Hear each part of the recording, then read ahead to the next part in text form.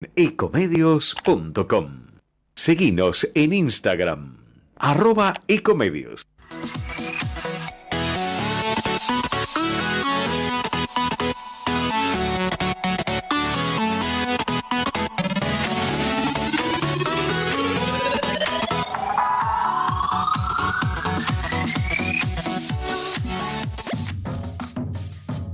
Muy buenas tardes, 17:04 y aquí estamos para acompañarlos hasta las 7 de la tarde. Estamos entre ustedes y nosotros, el programa de Jorge Enríquez. Y bueno, hoy le tenemos copado el programa, lo echamos, no, mentira, lo tenemos en línea y ya está con nosotros. Jorge, que tiene hoy una jornada bastante importante en la provincia de Santa Fe, en Rosario, y por eso va a estar por teléfono con nosotros. Jorge, ¿cómo estás? Bienvenido a tu programa. Gracias, bienvenido al tuyo. ¿Cómo estás? Acá lo tenemos a Gastón Emens y también lo tenemos a Matías Souto de la provincia de Jujuy, que después vamos a dialogar. Pero antes de darte la bienvenida, bueno, ya te di la bienvenida, antes que nada quiero presentarte a nuestro primer invitado que está con nosotros. Bueno, quien fuera vicepresidente, quien fuera presidente, que fue el mejor presidente de la historia, nada más ni nada menos, que Federico Pinedo, el doctor Federico Pinedo con nosotros. ¿Cómo está Federico? Jorge Enríquez, que está yendo para Rosario a un encuentro, te está saludando. Bueno, y acá María Luján Batallán. ¿Cómo estás, Federico? ¿Qué tal? Qué gusto oírlo. ¿Cómo les va? Bien. Bueno, Jorge... Hola, Federico. Jorge, ¿qué tal? ¿Cómo te va? Bueno, la pregunta fundamental, como te podrás imaginar, Federico, tiene que ver con la reunión de la mesa chica. Sé que tenés reuniones hoy y, bueno, la mesa chica que tuvieron con Macri, que hubo muy pocas personas y donde se trataron otros temas, más allá de esta cosa de la pelea interna, que fue una pavada, cuántas veces uno le dice, "Ay, no, te voy a matar", y demás. Más allá de eso, ¿qué otros temas se trataron que son importantes? ¿Nos podés contar? Sí, claro. Bueno, el motivo de la reunión fue el análisis de la situación económica. Hay una convicción cada vez más evidente de que el gobierno con el Ministerio de Massa lo que está haciendo es estirando la mecha para que la bomba que han armado no les explote en lo inmediato, pero eso lo que provoca es que aumente el tamaño de la bomba que va a explotar sobre los argentinos al fin del día, ¿no? Están teniendo una inflación muy alta que es dramática para la gente que tiene menos recursos, una persona que apenas llega a fin de mes, cuando llega el fin de mes finalmente se encuentra con que puede comprar el 7% menos que el mes anterior, que no había podido llegar, o si son alimentos aumentan mucho más que la inflación mensual de todos los bienes juntos, así que es mucho más del 7% que le quitan de valor a sus billetes y a sus salarios y a sus jubilaciones.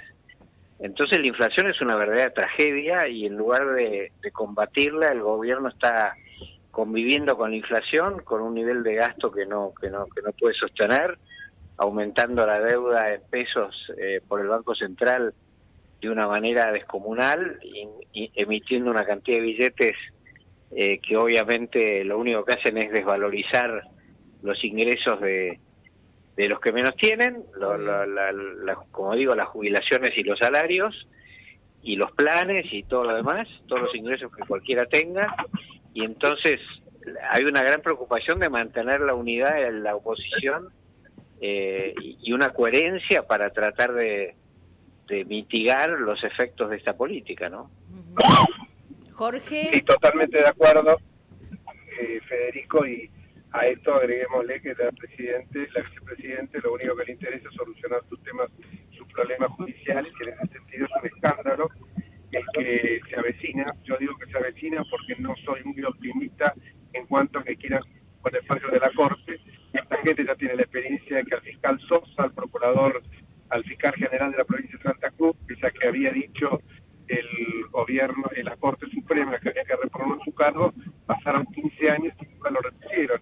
Y esto me parece que agrega un poco de dramatismo, porque va a generar evidentemente un conflicto de poderes muy importante.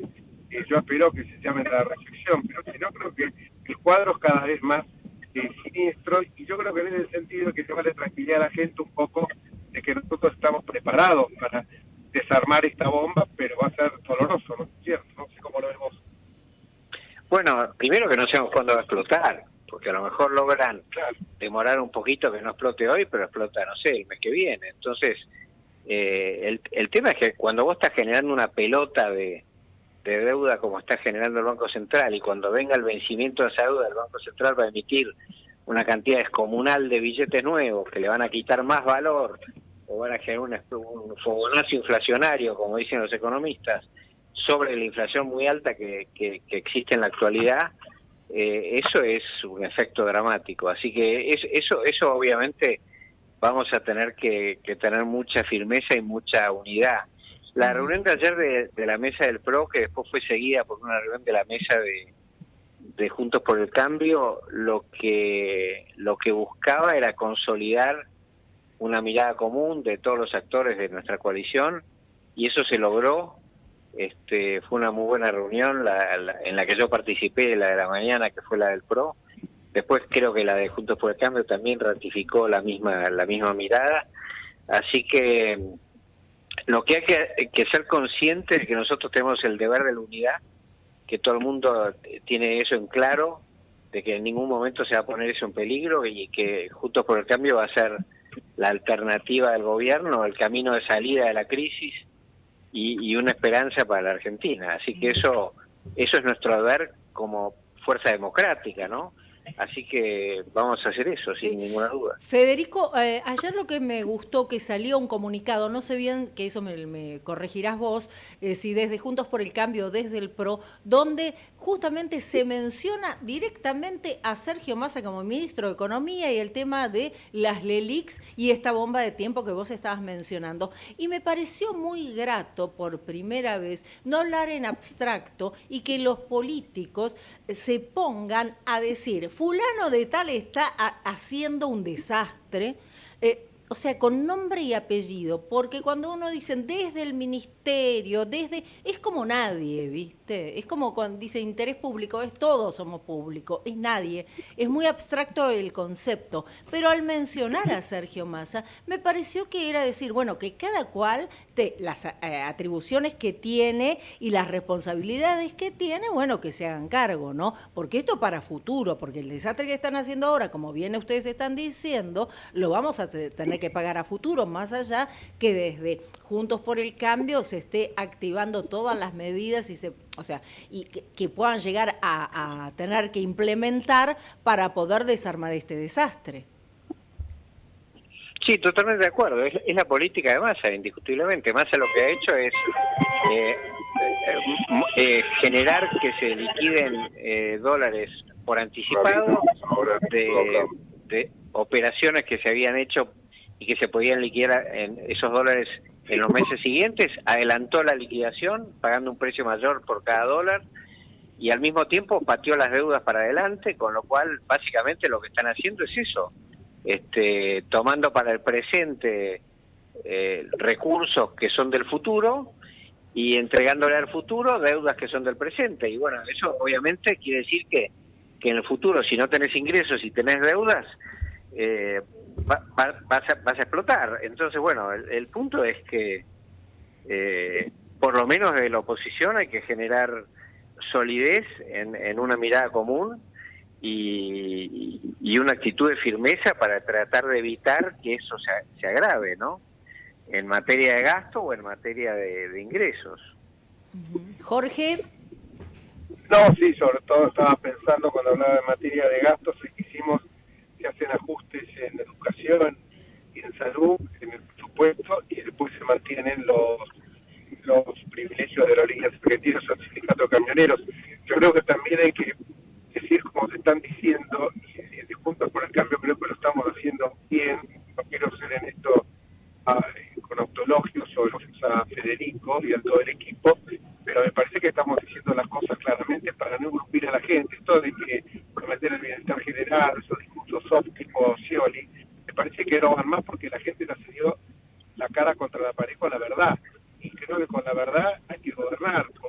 Por ejemplo, cuando hablamos del tema de aerolíneas y tantas otras empresas, son realmente el drenaje tremendo de dinero que se va.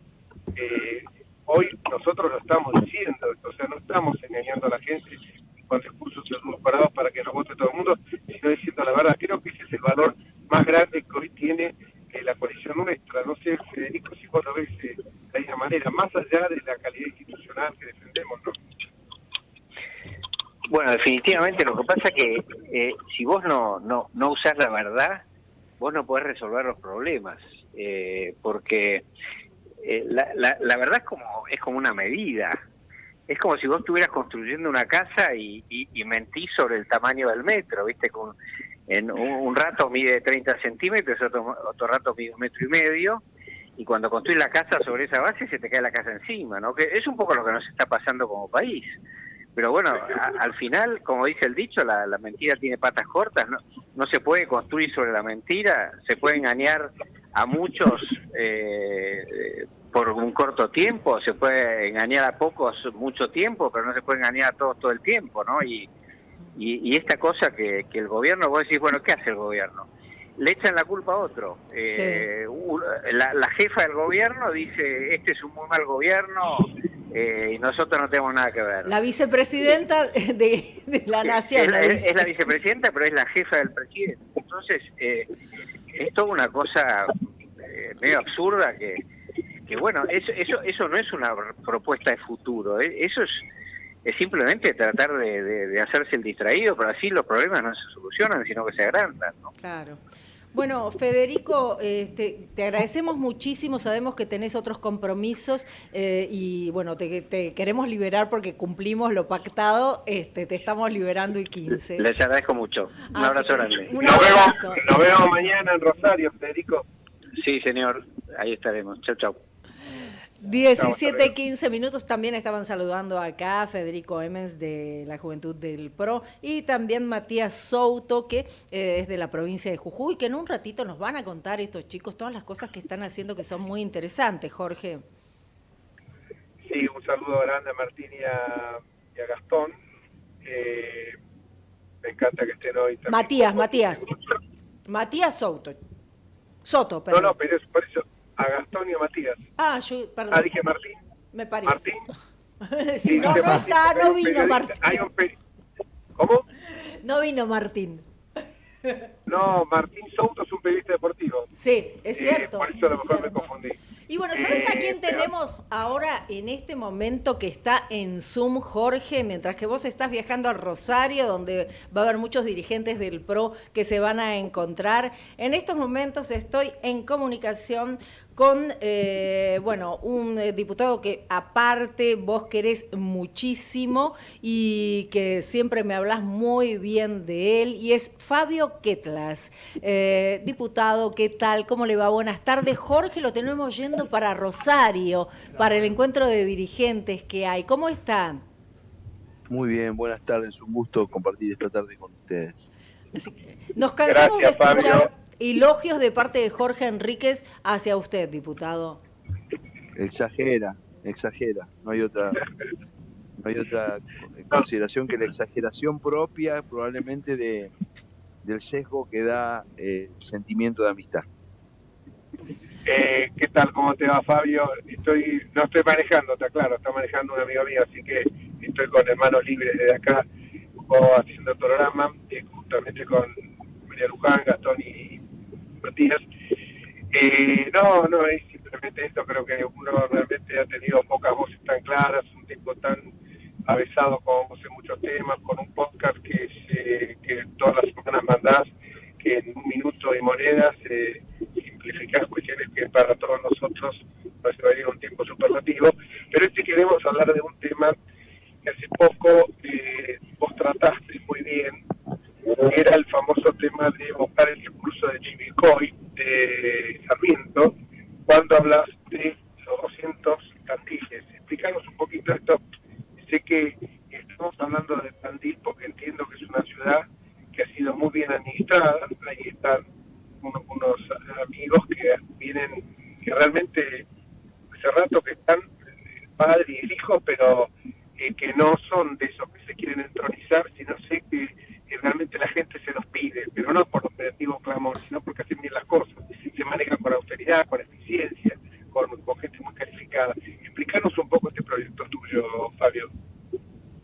vamos un poquito atrás en la historia porque es importante. Yo tomo la imagen sarmientina de los 100 Chivilcoy porque, bueno, hay un momento en la historia, Sarmiento, antes de hacerse cargo de la presidencia, cuando llega a la Argentina, unos días antes del 12 de octubre, creo que, si mal no recuerdo, el día 3 y 4 de octubre, viaja a Chivilcoy, porque Chivilcoy es una colonia agraria que se constituye a partir de una ley de cuando él había sido ministro en la provincia de Buenos Aires, y él había establecido un modelo de urbanización, un modelo de establecimiento de las instituciones públicas, una forma de asignación de la tierra, etcétera, y algunos años después vuelve. Él pensaba que eso se iba a replicar por mucho, se había hecho solamente esa experiencia, y ve de alguna manera incipientemente materializado lo que él imaginaba, ¿no? Una forma de ocupar el territorio basada en el trabajo, en la organización comunitaria, en el orden, entre otras cosas, y por supuesto eso se vio potenciado muy poquito tiempo después cuando a Chivilcoy le llega el ferrocarril. Al discurso, que son dos, él da un discurso a la tarde frente a los colonos y al otro día a la mañana, donde da una serie de indicaciones de lo que deberían hacer con la biblioteca pública, etcétera, etcétera. Es un discurso emblemático porque es una de las pocas expresiones de un prócer de la nación imaginando el futuro de la nación de una manera tan descarnada, para decir una manera, porque entra en los detalles y se nota claramente en esa exposición la influencia de su paso por los Estados Unidos, ¿no? Dicho esto, eso es no es replicable en la Argentina del siglo XXI, porque en este momento la Argentina tiene un control del territorio, efectivamente no hay tierras disponibles como había a fines del siglo XIX, la Argentina tiene una economía, digamos, con sus heterogeneidades, etcétera, pero yo tomo ese discurso como discurso utópico, decir, bueno, hubo una generación de argentinos que soñó un país y sentó las bases de un país abierto, pluralista, productivo, innovador, con sus defectos y sus virtudes, y nosotros como generación tenemos que proponernos, es un poco el sueño, tenemos que proponernos reconfigurar nuestro federalismo. Nuestro federalismo en el siglo XX fue un federalismo fallido, un federalismo que por múltiples motivos institucionales, pero sobre todo económicos y sociales, no pudo dar cuenta de un proceso de desequilibrio territorial que se dio en Argentina, con zonas del país claramente expulsoras de gente, como son el noreste y el noroeste, con una gran conurbación en el área metropolitana de Buenos Aires, que, digámoslo, es insatisfactoria aún para sus habitantes, hoy que se manifiesta como un área de difícil gobernabilidad. Entonces, que yo, vos sabés, Jorge, me dedico a los temas territoriales, traté de sintetizar en la frase de los 200 tandiles el imaginario de estas 4 o 5 cosas que quiero decir. Una es que nosotros vamos hacia el año 2030, donde más del 50% de la fuerza de trabajo va a tener la posibilidad de trabajar a distancia, o por lo menos a trabajar el 60 o el 70% de su tiempo laboral a distancia. Y entonces ahí, si vos tenés que ir todos los días al trabajo, no podés vivir a 150 kilómetros de trabajo, pero si tenés que ir una vez por semana, sí podés vivir a 150 kilómetros de trabajo. Entonces el teletrabajo puede ser una oportunidad para la Argentina, para su proceso de reconfiguración territorial.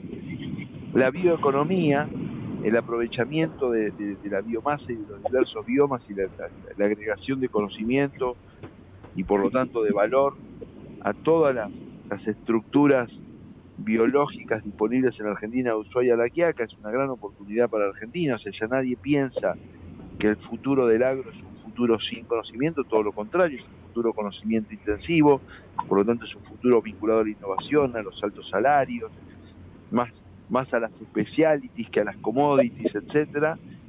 Y entonces, y después hay 2 o 3 economías más, como el turismo. Se ha rutinizado el turismo transnacional. Alguien tiene que decirlo, digamos, el 2017 fue el primer año en la historia de la humanidad de que el hombre es hombre, que 1.000 millones de personas pasaron una frontera, 1.000 millones de personas por algún motivo atravesar una frontera en el año 2007, que es una tendencia irreversible porque Año, tiene que ver con perdón, las año condiciones, 2000. con esta 17. 2017. Lo cierto, y bajó en la pandemia y ahora vuelve a recuperarse, por supuesto. Y entonces, y hay muchas cosas más, digo, pero básicamente la Argentina tiene un escenario de oportunidad que para aprovechar ese escenario de oportunidad debería proponerse, y por qué uso el término Tandil, acá es interesante, debería proponerse, en vez de seguir alimentando grandes áreas metropolitanas, que 200 ciudades medianas y pequeñas, y ahora vamos a Tandil, bien administradas, bien conectadas, con una economía diversificada, con cuidados ambientales, con cuidados paisajísticos, ámbitos de alta calidad de vida, se transformen en el verdadero motor del reequilibrio federal de este país y del crecimiento económico y de un nuevo modelo de integración global de este país. Yo estoy escribiendo mucho sobre eso en un libro mío que va a salir sobre fin de año. Hay 2 capítulos dedicados a esta materia. En nuestro espacio político que compartimos en Juntos por el Cambio, tanto el presidente Macri como Patricia Bullrich, Horacio Rodríguez Larreta, Facundo Manes, Gerardo Morales, Alfredo Cornejo, al enterarse por notas periodísticas, todos me han consultado sobre esta materia y tiene una cuestión de política pública muy elemental, que es que 200 Tandiles no son 200 réplicas de Tandil, son 200 experiencias, como que podrían ser Sunchales, que podría ser Cabrera en Córdoba, que podría ser Gualeguaychú en Entre Ríos, con 200 experiencias de consolidación de economías, innovación intensiva vinculados al mundo global en la Argentina disperso por el territorio. Eso le deja a las grandes ciudades, le quita la presión migratoria a las grandes ciudades y nos da la oportunidad de las 5 o 6 grandes ciudades argentinas planificarlas sin la presión migratoria y por lo tanto transformarlas en las grandes ciudades, hermosas ciudades que son y que deben ser, porque la Argentina postmetropolitana no es una Argentina sin metrópolis. Obvio. Es como la edad de piedra no la superamos porque se acabaron las piedras, sino porque hicimos cosas más allá de las piedras. Claro. Seguro. Ahora, Fabio, Lo que te quería, sí. perdóname, Jorge, anda. discúlpame, te quería decir que acá se tocan con 2 temas que me parece que son esenciales y que vos en este artículo lo esbozás también. Bueno, primero, por un lado, creo que el gran estadista que supo visualizar la necesidad de profundizar el federalismo fue Raúl Alfonsín cuando dijo al sur, al frío y al mar, con el traslado a la capital. No se lo entendió y tampoco lo entendió el propio Partido Radical. Yo me acuerdo que en ese momento militaban en el radicalismo y decían que no, que de ninguna manera que se iban a oponer a eso. Creo que fue un error. Buscaban la experiencia de Brasil, que fue otra experiencia totalmente distinta. Brasil fue una ciudad mediterránea, esto tenía sus propios recursos. Creo que eso fue, y también esta concentración tan grande como vos dices en el conurbano bonaerense ha generado toda una serie de conflictos. Hoy viven 14 millones de personas allí. Entonces yo digo, hay 2 cosas que chocan, que a veces la gente, y que vos lo tratas muy bien. Por un lado, que el gobierno local se ve como un gobierno de menor cuantía, por así llamarlo, ¿no es cierto? Y por el otro lado, la paradoja que es que nosotros estemos promoviendo permanentemente a sectores productivos que son inviables y castigando a las economías que realmente, y no es que estoy pensando el principio de división internacional del trabajo y en las economías, y en una economía cerrada, agroganadera, sino que estoy pensando en Australia y en Canadá. Me parece que esos 2 temas, habría que también profundizarlos, ¿no es cierto? Desde ya, para que ciudades intermedias adquieran competitividad que les permite integrarse de manera exitosa a la economía global, por supuesto tienen que hacer cosas competitivamente, sino, o sea, la economía global es la prueba ácida de la competitividad, porque nadie te compra a vos más caro lo que puede comprar en otro lugar del mundo más barato, o nadie te compra a vos algo peor que puede comprar en otro lugar del mundo algo mejor. Por lo tanto, y ahí hay un tema, porque la Argentina, por procrastinar sus reformas fiscales, territoriales, etcétera, como bien vos señalás, sistemáticamente no, pero con una intensidad inconducente, ha alentado el sostenimiento de economías menos competitivas en detrimento de economías más competitivas, y el caso típico es el caso de la economía agraria. Nosotros Yo propongo que vayamos cambiando el lenguaje, no porque piense que el lenguaje cambia la realidad, pero sí me parece que es una forma de ver las cosas, y hablar menos de la explotación de los recursos naturales y hablar más de la gestión inteligente de los recursos naturales. Eso es muy importante, Fabio. Eso es el tema. Y vos sabés que teniendo dos jóvenes acá, uno justamente del PRO de Jujuy, que es Matías Soto, seguramente vos nos querrás decir qué ciudad, porque por ejemplo en Jujuy, ¿qué ciudad podría replicarse como lo manifiesta el diputado?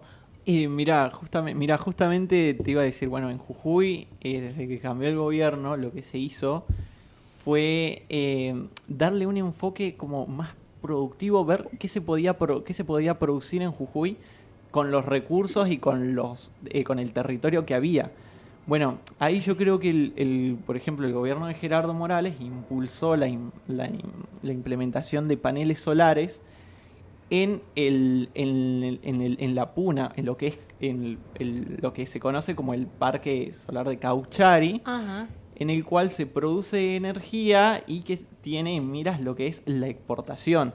Yo creo que eso es una gran posibilidad para, por ejemplo, para la provincia, que hasta inclusive previo al 2015 estaba sumida en la pobreza y no había muchas oportunidades de trabajo. Obviamente falta un montón por hacer, y lo que debe venir es la apertura, yo creo, de los mercados y demás para seguir potenciando inclusive el sector privado.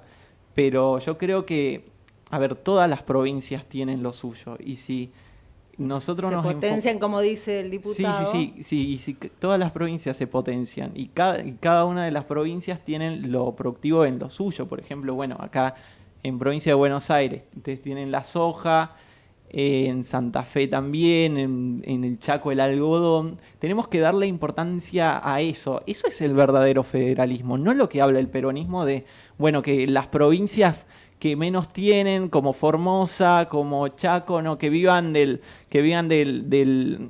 gasto público, de lo que les manda el Estado. Social. Mirá, Fabio, nacional. Lo que están pensando los chicos. ¿Te das cuenta lo importante que es tener todo el tiempo estar escuchando? Que esto, Jorge, nos vuelve locos con esto. Todo quiere que escuchemos a los chicos. Escuchame a los jóvenes. Me dice, habla con los chicos, los quiero en el programa. Está todo el tiempo potenciando esto, porque vos fijate qué buena esta liaison que acaba de hacer en este momento Matías con vos como diputado, ¿no?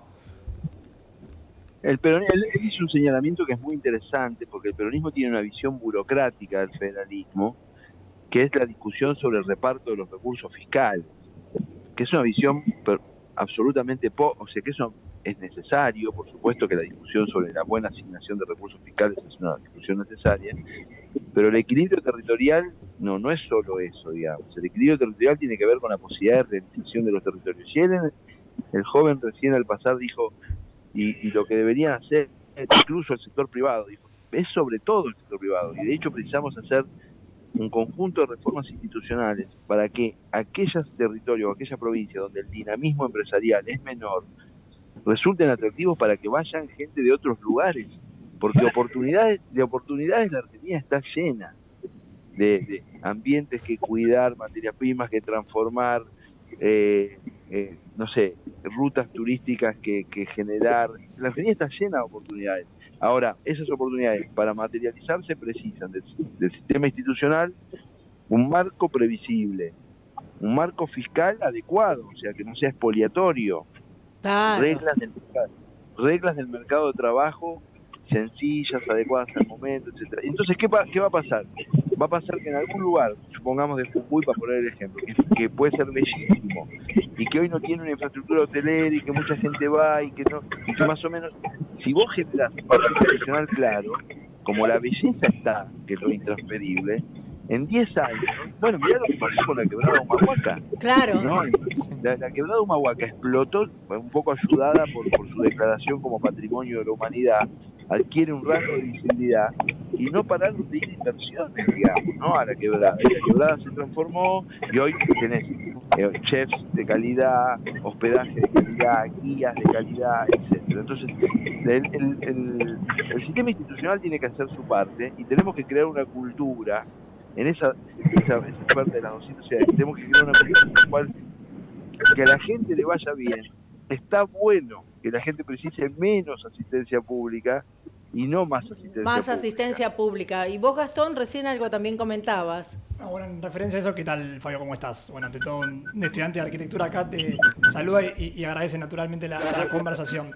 En ese sentido, yo escuchaba un poco lo que charlaban y me parecía interesante preguntar algo. Teniendo en cuenta este tema del desarrollo, que las ciudades de algún modo son punto de partida de marco para el desarrollo de las economías regionales. ¿Qué principal o principal paquete de legislaciones, vos que sos diputado, considerás que son pertinentes para propiciar una base de desarrollo para todas las ciudades en la Argentina, en general los centros urbanos?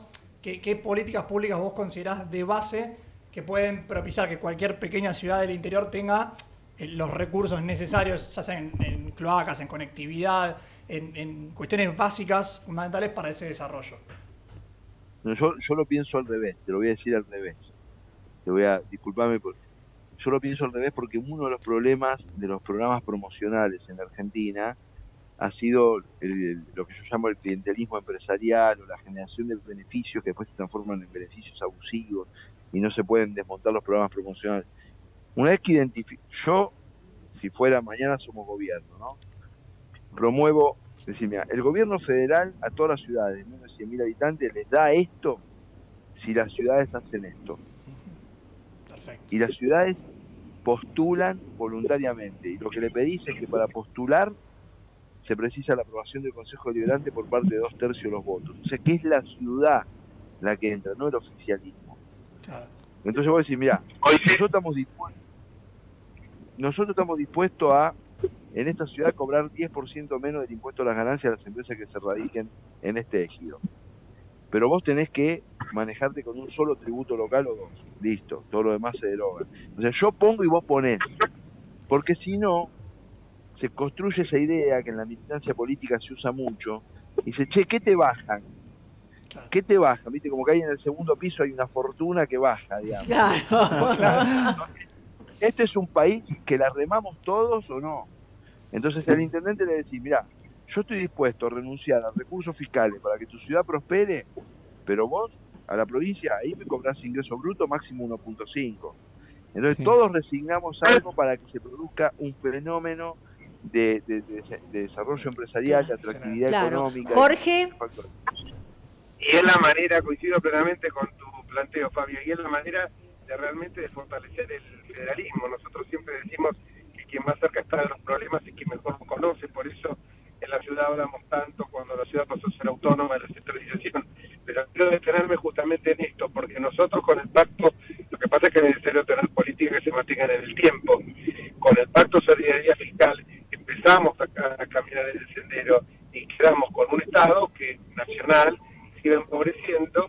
Y claro, los gobernadores de provincia recientemente dijeron carnaval, empezamos la fiesta ahora, y empezaron a nombrar gente del Estado, por un lado, a hacer gastos, pagar la plata trochimoche, y claro, en consecuencia, cuando no hay esa responsabilidad, por eso es bueno que cada uno asuma la responsabilidad. Que haya desgravaciones impositivas, yo hasta cierto punto puedo estar de acuerdo, impuestos federales, ¿no es cierto? Pero que esto esté acompañado también por un esfuerzo fiscal que hagan las distintas jurisdicciones. Obviamente. Porque si no, ¿sabes qué ocurre? Jorge, Argentina, un empresariado preventivo, porque digámoslo, la Argentina es sumamente corporativa, y hay, como hay corporaciones de sindicatos, como hay sindicatos, hay una corporación sindical, hay una corporación empresaria. Y bueno, tenemos la causa de los cuadernos, sí. ¿Qué pasaba? Claro. Ahora tendríamos que ir a un corte. Fabio, pero perdóname que le interrumpí a Fabio. Tendríamos que ir a un corte, si me pueden esperar un minutito nada más y volvemos, o no sé. No, yo me tengo que ir al recinto. Le pido disculpas. Bueno, estoy cerrá, y me vine a conectarme. No, simplemente para cerrar. La Argentina es un infierno fiscal hoy, ¿no? O sea, siempre que se habla de paraíso fiscal, la Argentina es un infierno fiscal. Nosotros tenemos que, para reconstruir el país, entre otras cosas, hacer una gran reforma fiscal, que implica una gran reforma del Estado, porque no hay posibilidad de una reforma fiscal eficaz si no hacemos una reforma del Estado. Y esa reforma del Estado, en este caso, tiene dos cosas. Una parte que es administrativa, ¿no? Administrar con probidad, etcétera. Pero otra parte que es territorial, que es pensar nuestro territorio para darle oportunidades y calidad de vida a todos los ciudadanos de Ushuaia a La Quiaca. Bueno, diputado, muchísimas gracias y lo comprometemos para que venga a presentar el libro aquí en cuanto ya lo tenga editado. Por favor. En un mes Gracias. está. Gracias, Fabio. Muchísimas gracias, Bueno, Fabio. chicos, todos nos vamos Gracias, a una gracias. pausa porque me van a matar acá en la radio y volvemos enseguida. Ecomedios.com AM 1220. Estamos con vos. Estamos en vos.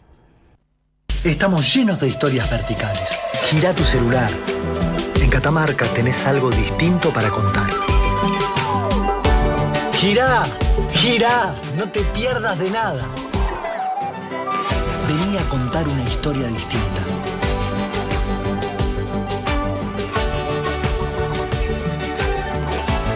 ¿Querés descubrir algo distinto? Girá y vení a Catamarca. La Posada Morada dos Ventos te espera en Pipa, la mejor playa del nordeste de Brasil. Única por su bahía con delfines. 12 exclusivos departamentos y 3 piscinas circulares en medio de un jardín tropical. Podés venir con cualquiera de las vacunas aplicadas en Argentina. www.moradadosventos.com. Morada Dos Ventos, Pipa, el primer lugar cuando decidas viajar. Todo lo que hicimos en la costa lo hicimos porque nos escuchamos y trabajamos en equipo. Vos, que querés vivir en un lugar que te encante, y nosotros que lo estamos haciendo. Y así funciona. Juntos hacemos más y disfrutamos más de la costa. Vivamos Vicente López. Informate en ecomedios.com. Seguinos en TikTok, @ecomedios1220.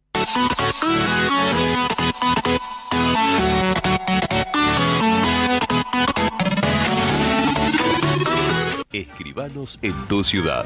Nuestro consejo es prevenir problemas. Colegio de Escribanos de la Ciudad de Buenos Aires. Consejo Federal del Notariado Argentino. El Colegio Profesional Inmobiliario auspicia este programa. Colegio Profesional Inmobiliario, cada vez más profesionales. ¿Conocéis los planes de salud de Andar, la obra social de los viajantes vendedores? Planes para empleados en relación de dependencia, monotributistas y particulares. Solicita un asesor comercial al 0810-345-0184.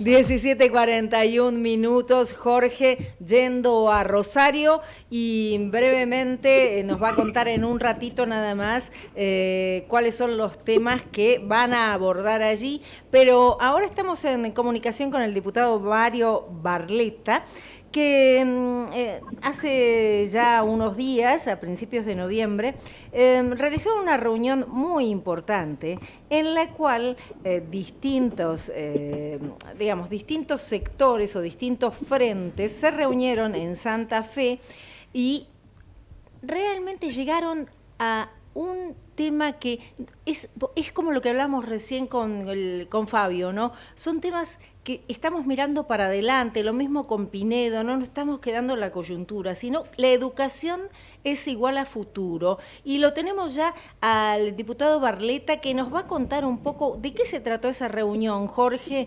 y exactamente cómo están trabajando las coincidencias de los distintos frentes, ¿no?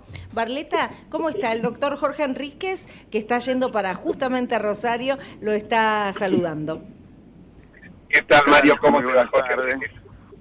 ¿Qué tal, Jorge? Un gusto. Buenas tardes. Igualmente. No llegamos a coincidir como diputados, pero bueno, es un honor que hoy seas diputado nacional después de toda la trayectoria que has tenido tanto en el sector público como cuanto también en el sector privado y como presidente de la UCR, ¿no? Bueno, te agradezco, pero bien, como señalaba en el inicio de la nota, siempre preocupado por el tema educativo, siempre, porque también, como se señalaba, tiene que ver con la mirada no de los problemas que hoy tenemos, que se deben precisamente a la crisis, a la tragedia educativa, creo yo, sino también pensar en las generaciones futuras y en el país, ¿no? Porque no hay futuro posible si no nos abocamos decididamente a resolver el problema de ese más del 50% de jóvenes, niños que, bueno, no tienen otra alternativa con la actual situación de ser los excluidos del día de mañana. Y no hay país posible de construir con ese futuro, ¿no? Claro, en esta reunión que ustedes mantuvieron, me contaba Jorge que ustedes creen que la base de todas las soluciones está en la educación y realmente todos pensamos lo mismo, pero a veces, ¿cómo se articula esto cuando la realidad económica a veces hace de que no vaya de la mano la educación, ¿no? Con la realidad económica que tienen las familias en un país prácticamente subsidiado casi en un 50%? ¿Cómo se resuelve? Mira, para resolver el problema de la educación tenemos que empezar con el problema de la desnutrición. En el 2006, como rector de la universidad, inauguramos una planta de alimentos nutritivos que, bueno, genera productos que los investigadores desarrollaron para tener los 350 kilocalorías, las proteínas, las vitaminas, etcétera, en una serie de productos disecados, ¿no? Al mismo tiempo le da 3 veces a la Cámara de Diputados la construcción de 10 plantas de alimentos nutritivos a nivel nacional, con lo cual le estaríamos dando un duro golpe a la desnutrición crónica y a la desnutrición aguda. La buena noticia en el marco de todas estas situaciones es que, bueno, precisamente la Universidad Nacional de Rosario, junto con el intendente Pablo Hapkin, están ya construyendo una segunda planta de alimentos nutritivos en Rosario, y con 2 plantas tenemos absolutamente todo lo que necesitamos para darle, para asistir a tantos y tantos niños. Sabemos que entre los 0 y 6 años, 8, 9 años, desarrolla nuestro sistema neuronal, es decir, nuestra inteligencia. Sí. Si no logramos resolver este problema, bueno, esos niños no tienen una alternativa, no tienen ninguna alternativa de superar en el proceso educativo. A lo mejor pasan una primaria, pero nunca van a llegar a terminar una secundaria. Esto por un lado. Por otro lado, las transformaciones, sí, tenemos que hacer transformaciones. La educación de temprana edad, una nueva formación docente de nivel universitario y siguiendo con posgrados, y también la extensión horaria. Es casi absurdo que en Santa Fe estemos discutiendo si tienen 4 horas, 4 horas y media o 5. No, tenemos que ir a la extensión horaria, doble escolaridad. Tenemos que modificar la currícula. Seguimos sin enseñar idiomas, sin enseñar programación, sin enseñar las herramientas que ya no te van a exigir en el día de mañana. Hoy te las está exigiendo el mundo, el país y el mundo. No es imposible, para nada es imposible. Santa Fe es una provincia que tiene los recursos, y tiene los recursos para ir resolviendo también los problemas que hoy generan angustias en tantos y tantos, que es la inseguridad. Pero al mismo tiempo, si vamos resolviendo el problema de la educación, también eso aporta a tener una provincia y un país en que se pueda vivir más tranquilo, en paz. Los países en donde se minimiza la corrupción, en donde se vive con mucha mayor tranquilidad, con la división de poderes, en la verdad, son los países que mayores niveles educativos tienen. No es algo que a mí se me ocurra, que yo lo estoy inventando, no. Ya lo creo. Jorge. Parece mentira, sí digo, Mario, que parece mentira que en pleno siglo XXI, que lo definimos cuando empezó en los albores de la centuria, lo definimos como el siglo del conocimiento, estemos pensando estas cosas. Por empezar, es impecable lo que decís de la nutrición. Las capacidades cognitivas no se logran si el chico tiene una alimentación deficiente, y hoy en la Argentina tiene realmente uno de cada 2 chicos no hace todas las comidas necesarias del día. Y hablamos de otra nutrición, y por otro lado en la escuela, yo lo promoví en la ciudad de Buenos Aires, la educación y la alimentación con hábitos saludables, o sea que los chicos no cominan comida chatarra, pero muchas veces, bueno, por comodidad los padres prefieren la de las papas fritas esas de marca muy conocidas, en lugar de darle una banana, una mandarina, una fruta que es mucho más nutritivo, aparte más rico y más saludable. Yo creo que por un lado, y por el otro lado también, que con va a ser muy difícil, porque nosotros venimos de una educación y venimos de una raigambre, tanto el radicalismo, pasó por el radicalismo y en el PRO, una raigambre de que realmente la educación era un pilar fundamental y no apelábamos a ella como un mecanismo, un centro de adoctrinamiento político.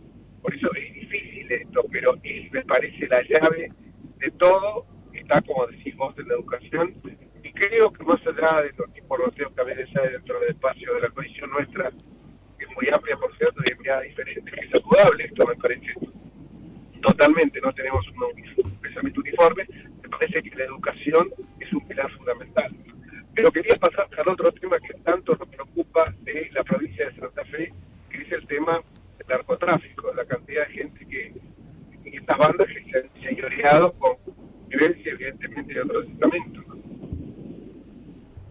Yo no tengo dudas que la provincia de Santa Fe tiene todas las herramientas, y hablo en esta crisis económica y hablo de herramientas que están en el presupuesto pero que no se ejecutan para el tema de la seguridad, y por supuesto que tenemos que tener un plan, un programa para trabajar en ese sentido. También es condición sine qua non un trabajo en conjunto entre el Poder Nacional, el Poder provincial y también, por supuesto, trabajando con intendentes, sobre todo como la ciudad de Rosario, la ciudad de Santa Fe, donde están comprometidos los intendentes, pero bueno, no se escucha esto por parte de quienes nos gobiernan en la provincia y en la nación.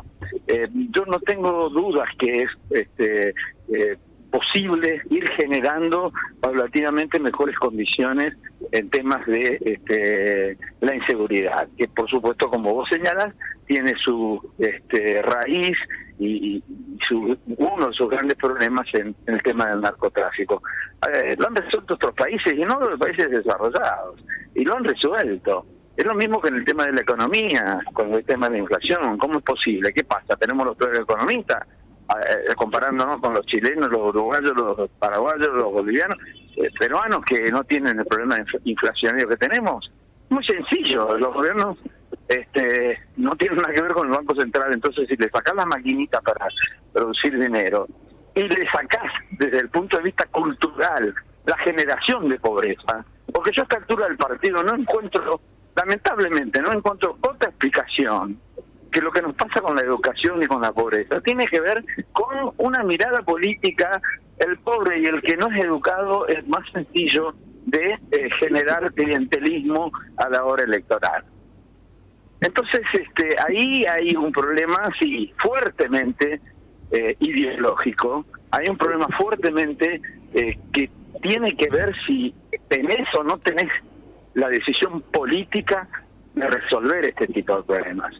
Argentina no es un país que se merece estar pasando la situación por la que pasa. De ninguna manera. Santa Fe es una provincia que no merece que esté pasando la situación en la que pasa. Es fantástica la provincia, es fantástica la ciudad de Rosario, la ciudad capital, y ni hablar de las ciudades del interior de nuestra provincia, donde el trabajo, la cultura del trabajo que se ha perdido, la cultura del respeto, la cultura de la solidaridad. Tenemos las herramientas, pero tenés que tener la decisión política para ponerlas en marcha. Que este gobierno no las tiene claramente, y bueno, y pruebas al canto de que la gestión tuya como intendente de la ciudad de Santa Fe durante 2007 a 2011 es una gestión que es muy recordada por la gente justamente por el énfasis que ponías en estos temas, tanto el tema educación como el tema seguridad, que hoy son, por supuesto, el tema económico y la inflación, bueno, pero eso tiñe a todo el país del mismo color rojo, ¿no?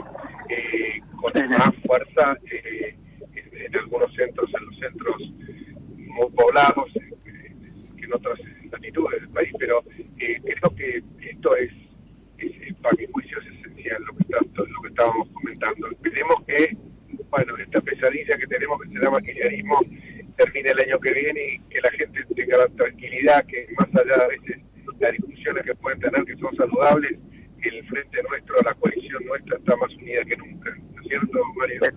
Sí, yo comparto plenamente, tenemos que trabajar juntos, unidos, dejarnos de tanta cuestión vinculada a candidaturas, porque hoy la gente no quiere escuchar si uno es candidato o el otro es candidato, lo que quiere es vernos juntos, lo que quiere es vernos dándoles una esperanza, un proyecto colectivo transformador para la provincia de Santa Fe. Insisto, estamos en condiciones. De lo que se trata es que la dirigencia política por una vez haga lo que tiene que hacer, porque la política es cierto que ha fallado, y ha fallado porque a veces estamos más preocupados por intereses personales que por los intereses colectivos y generales. Y es a lo que tenemos que apelar a tener una responsabilidad, y está en nosotros la responsabilidad, no echemos más culpas a nadie, de generar ese espacio político capaz de brindar una expectativa a partir del próximo año y de empezar a recuperar nuestra provincia y aportar desde la provincia del país. Y me van a disculpar, pero si no subo las escaleras hablando, no puedo votar. Conozco muy bien y he pasado esos momentos de angustia, así que te liberamos, Mario. Un abrazo, muchísimas gracias. Un abrazo, hasta luego. Un abrazo, hasta luego. Bueno, ahí ya vos viste, Jorge, estamos trabajando, digamos, pisándole los talones a los diputados y a los miembros del Congreso. Me faltó, a mi juicio me faltó decirle, preguntar algo de los temas que se estaban votando. Sí, bueno. A veces me queda la sensación de que en los grandes temas nos ponemos de acuerdo, pero me parece que después en la letra chica todos tienen diferentes estrategias. Lo que pasa es que aspiramos a que haya en esto un factor común, porque la sociedad ya estamos todos cansados, porque manejar sin rumbo realmente agota, porque realmente cuando uno escucha algunos comerciantes que dicen prefiero no abrir el negocio porque después no sé qué hacer, sigo vendiendo sin pensar en la reposición de lo vendido.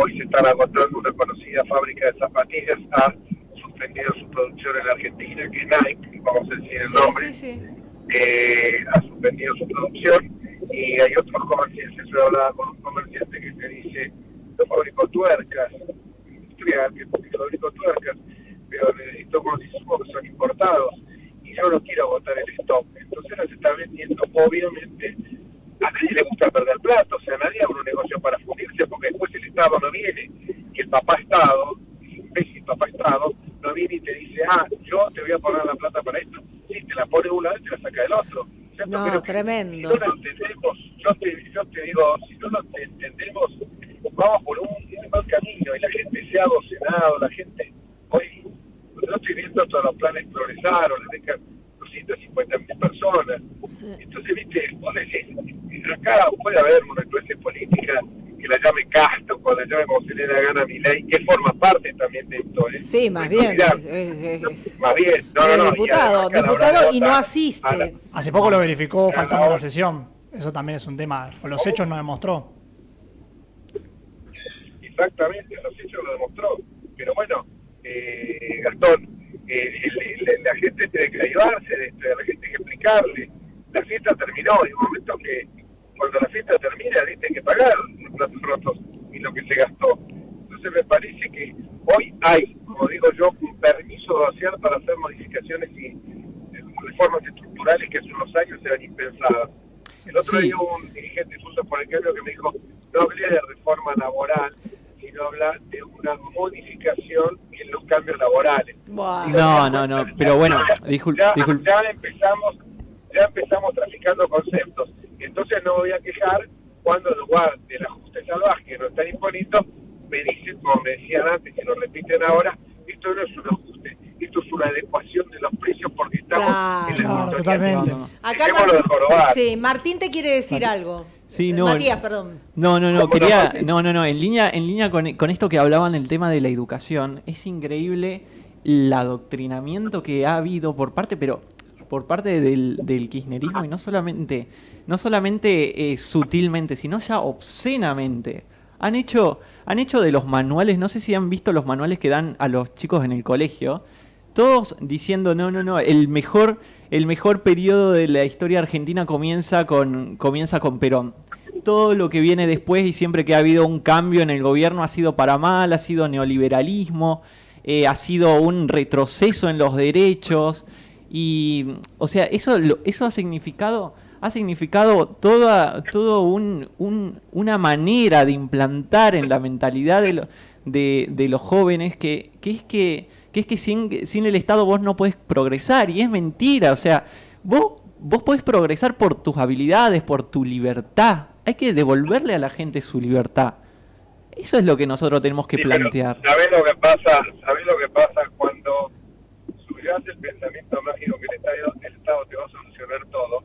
La gente es como que se busca y dice, bueno, ¿viste? Eso como cuando viste que tuviste una jornada intensa, llegás a tu casa, te hacen un sillón y es como que te apoltronas ahí. Bueno, a la gente le pasa lo mismo. ¿Para qué voy a gastar?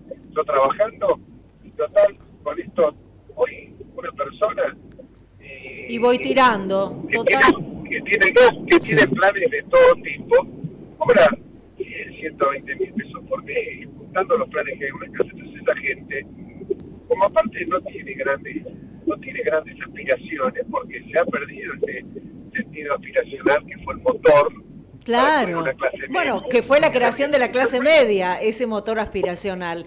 Jorge, nos vamos a ir a una pausa y ahora vamos a seguir charlando porque tenemos tiempo para charlar un poquito de este tema, y también quiero que charlemos del tema del Consejo de la Magistratura. Vamos a la pausa, Jorge, volvemos enseguidita. Desde Buenos Aires, transmite LRI 224, AM 1220, Ecomedios. ¿Sabías que para producir una tonelada de papel se talan 15 árboles? AISA te invita a sumarte a EcoAISA, un programa que busca conseguir un impacto positivo en el medio ambiente reduciendo el consumo de papel y que además recompensa tus interacciones digitales con descuentos y beneficios. Participar es muy fácil. Adherite al servicio de factura digital a través de la oficina virtual desde la página web o la app de AISA y comenzá a disfrutar de múltiples beneficios en supermercados, farmacias, entretenimientos, indumentaria y muchas cosas más. Si además te adherís a débito automático y te descargas la app, accedes a más beneficios especiales. Ingresá a www.aisa.com.ar/eco-aisa y forma parte. ¿Sabías que Buspack te lleva lo que necesites a más de 1000 puntos de recepción? Con confianza, seguridad y al mejor precio. Envía lo que sea sin límite de tamaño. Pack. Envíalo al toque con Buspack. Porque Buspack llega mejor. Cuidemos la energía. El uso responsable de los recursos no solo es clave para cuidar el ambiente, sino también para el crecimiento sostenido del país. Entrá en argentina.gov.ar y descubrí consejos simples, pero muy importantes para cuidar la energía de todas y todos. Cuidemos nuestros recursos, cuidemos nuestro país. Argentina Presidencia. Informate en ecomedios.com. Seguinos en Twitter, @ecomedios1220. 18:02 minutos, Jorge, no sabes cómo está el Twitter. A full, está que explota, ¿eh? ¿Qué cosa? El Twitter está que explota acá con los chicos, ¿eh? Sí. ¿Tenemos Twitter? Sí. A ver.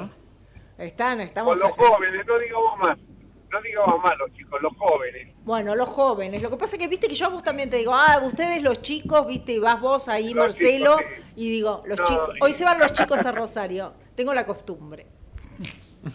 No, pero a veces, mira, hay algo que aprendí, ¿no? No sé si fue Gastón, creo que fue Gastón, que me dijo, los jóvenes no son el futuro, somos el presente. Porque no sabés lo que pasa, se decía mucho en la juventud, cuando yo estaba en el radicalismo, decían, bueno, los pibes pueden esperar, son jóvenes, son el futuro. Entonces, para el futuro le ponías una pared, hasta acá llegaste, hermano, después, y ahí me hicieron cuando estaba en la juventud, por eso no quiero que me lo hagan. No me gusta hacer a los demás lo que no me gustaba que me hicieran a mí. Porque cuando te ponían la pared y decían, no, vos podés esperar, no, pero yo me gustaría participar en algún cargo. No, pero pibe, vos podés esperar que sos joven, y así. Y después los años pasaban. Y cuando vos querías decir, pero ¿te acordás que antes me dijiste? No, bueno, pero ahora los tiempos cambiaron, viste, te volvían a... Y es como que vamos corriendo siempre esa pared para no permitir que los demás crezcan.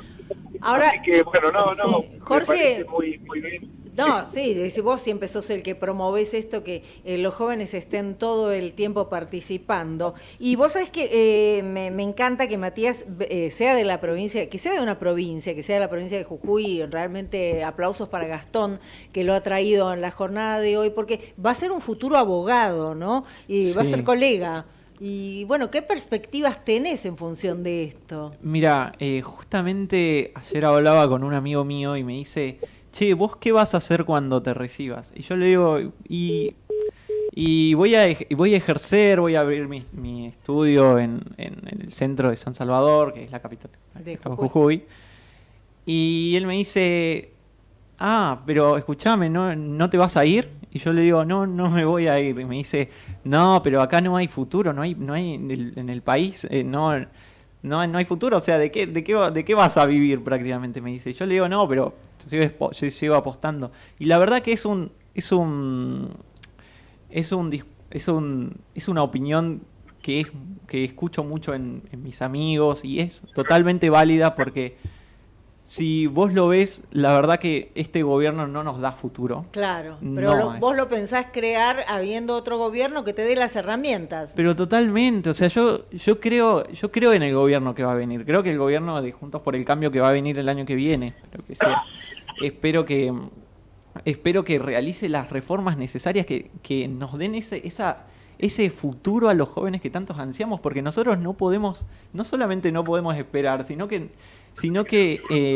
nosotros el día de mañana, ¿qué país no nos van a dejar? Sino ¿en qué país vamos a construir? ¿Qué país vamos a construir? Vos fíjate, Jorge, ¿no? Lo importante de lo que dice Matías. Matías no está pidiendo un plan, un subsidio para estudiantes, que le den plata para, no sé, un plan para poner su estudio jurídico. Quieren que le den las herramientas para poder construir, ¿entendés? Esto es lo importante, Jorge. Sí, totalmente de acuerdo que eso es lo importante, pero también yo digo una cosa, las herramientas, pero también a veces uno tiene que pensar que también qué podemos hacer, era un poco lo que decía Kennedy, no preguntes qué puede hacer tu país por vos, sino qué podés hacer vos por tu país. Porque muchas veces uno pide las herramientas también como una solución a veces mágica, y no hay que esperar todo de esa solución mágica, sino también uno ser en esto proactivo, porque a veces en las instituciones, como pueden ser los cuerpos legislativos, se promueven leyes que a lo mejor no tienen ni el sentido ni la aplicación en la vida cotidiana, porque son leyes ideadas para, como digo yo, son productos sofisticados, productos nórdicos, ¿no? Claro. Entonces yo lo que digo es eso. Por ejemplo, estamos hablando del tema, Matías hablaba recién del tema de educación, del tema vinculado con la carrera de abogacía, y hoy hay un artículo muy interesante en La Nación de Luciano Román, donde habla del adoctrinamiento que están por esta maldita doctrina del perverso de Zaffaroni, de Eugenio Raúl Zaffaroni, que ha infectado todo el pensamiento penal argentino al extremo tal que prácticamente implica la abolición de todo derecho punitivo, la doctrina zaffaroniana. Y bueno, y nosotros sabemos bien que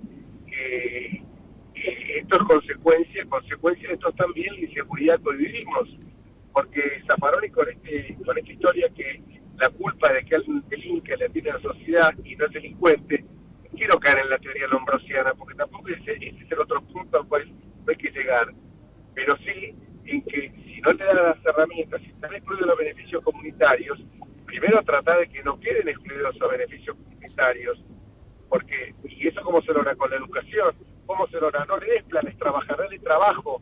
Si ustedes recorren, hoy hay trabajo, hay laburo en la Argentina, lo que pasa es que, claro, la gente va a pedir laburo y dice, no, mire, te tengo que tener blanco por la RT, porque viene el juicio de la FIPA. No, pero pido plan trabajar. Por eso hay 250.000 niatos que estaban con los planes, con las becas, con el plan potenciar. Que compraron dólares y adquirían préstamos pagando con el plan potenciar. Estos tipos no tenés que meter en cana, o sea, sin tu tía, porque evidentemente están cometiendo un delito social, que es privar porque ese tipo que sacaba ese plan potencial es un médico, digo bien, un policía o un educador, un maestro que percibe un sueldo infinitamente menor al que le correspondería, porque esa plata se ha destinado a otra cosa y no a un servicio esencial como puede ser la seguridad, la salud, la educación. Entonces eso es lo que uno, y cuando uno ve esto y lo peor del caso, él decía en los manuales de texto de las escuelas primarias. Yo recuerdo que cuando era chico estaba el famoso tema de mi mamá me ama, Evita me ama, Evita es mi mamá. O sea, hasta con unos silogismos que la verdad que eran patéticos. Los padres nos hacían arrancar las hojas de los libros de lectura porque estaba la foto de Perón y de Eva Perón como si hubieran sido los grandes hombres de la patria. Entonces, esto es lo que la mentalidad que hay que desterrar, que por eso hemos perdido el sentido de nacionalidad, por eso hoy, ¿por qué hemos perdido esto? Porque ni siquiera la patria, que era todo lo que la nación, lo que nos cobijaba, hoy empieza a carecer de sentido, porque estamos viendo siempre el líder mesiánico. Yo no digo de que tiene que haber líderes en las fuerzas políticas, pero pensemos que el líder tiene que ser alguien que corporice ideas, y no que él sea el Mesías que viene a decirnos lo que está bien y lo que está mal. Sino que, esto lo decía, disculpe que había hacerlo tanto Alfonsín, pero Alfonsín decía, no sigan nombres, sigan ideas. Más allá que puedo tener mi seria discrepancia con Alfonsín, sobre todo con Alfonsín de los últimos tiempos, pero esto era cierto.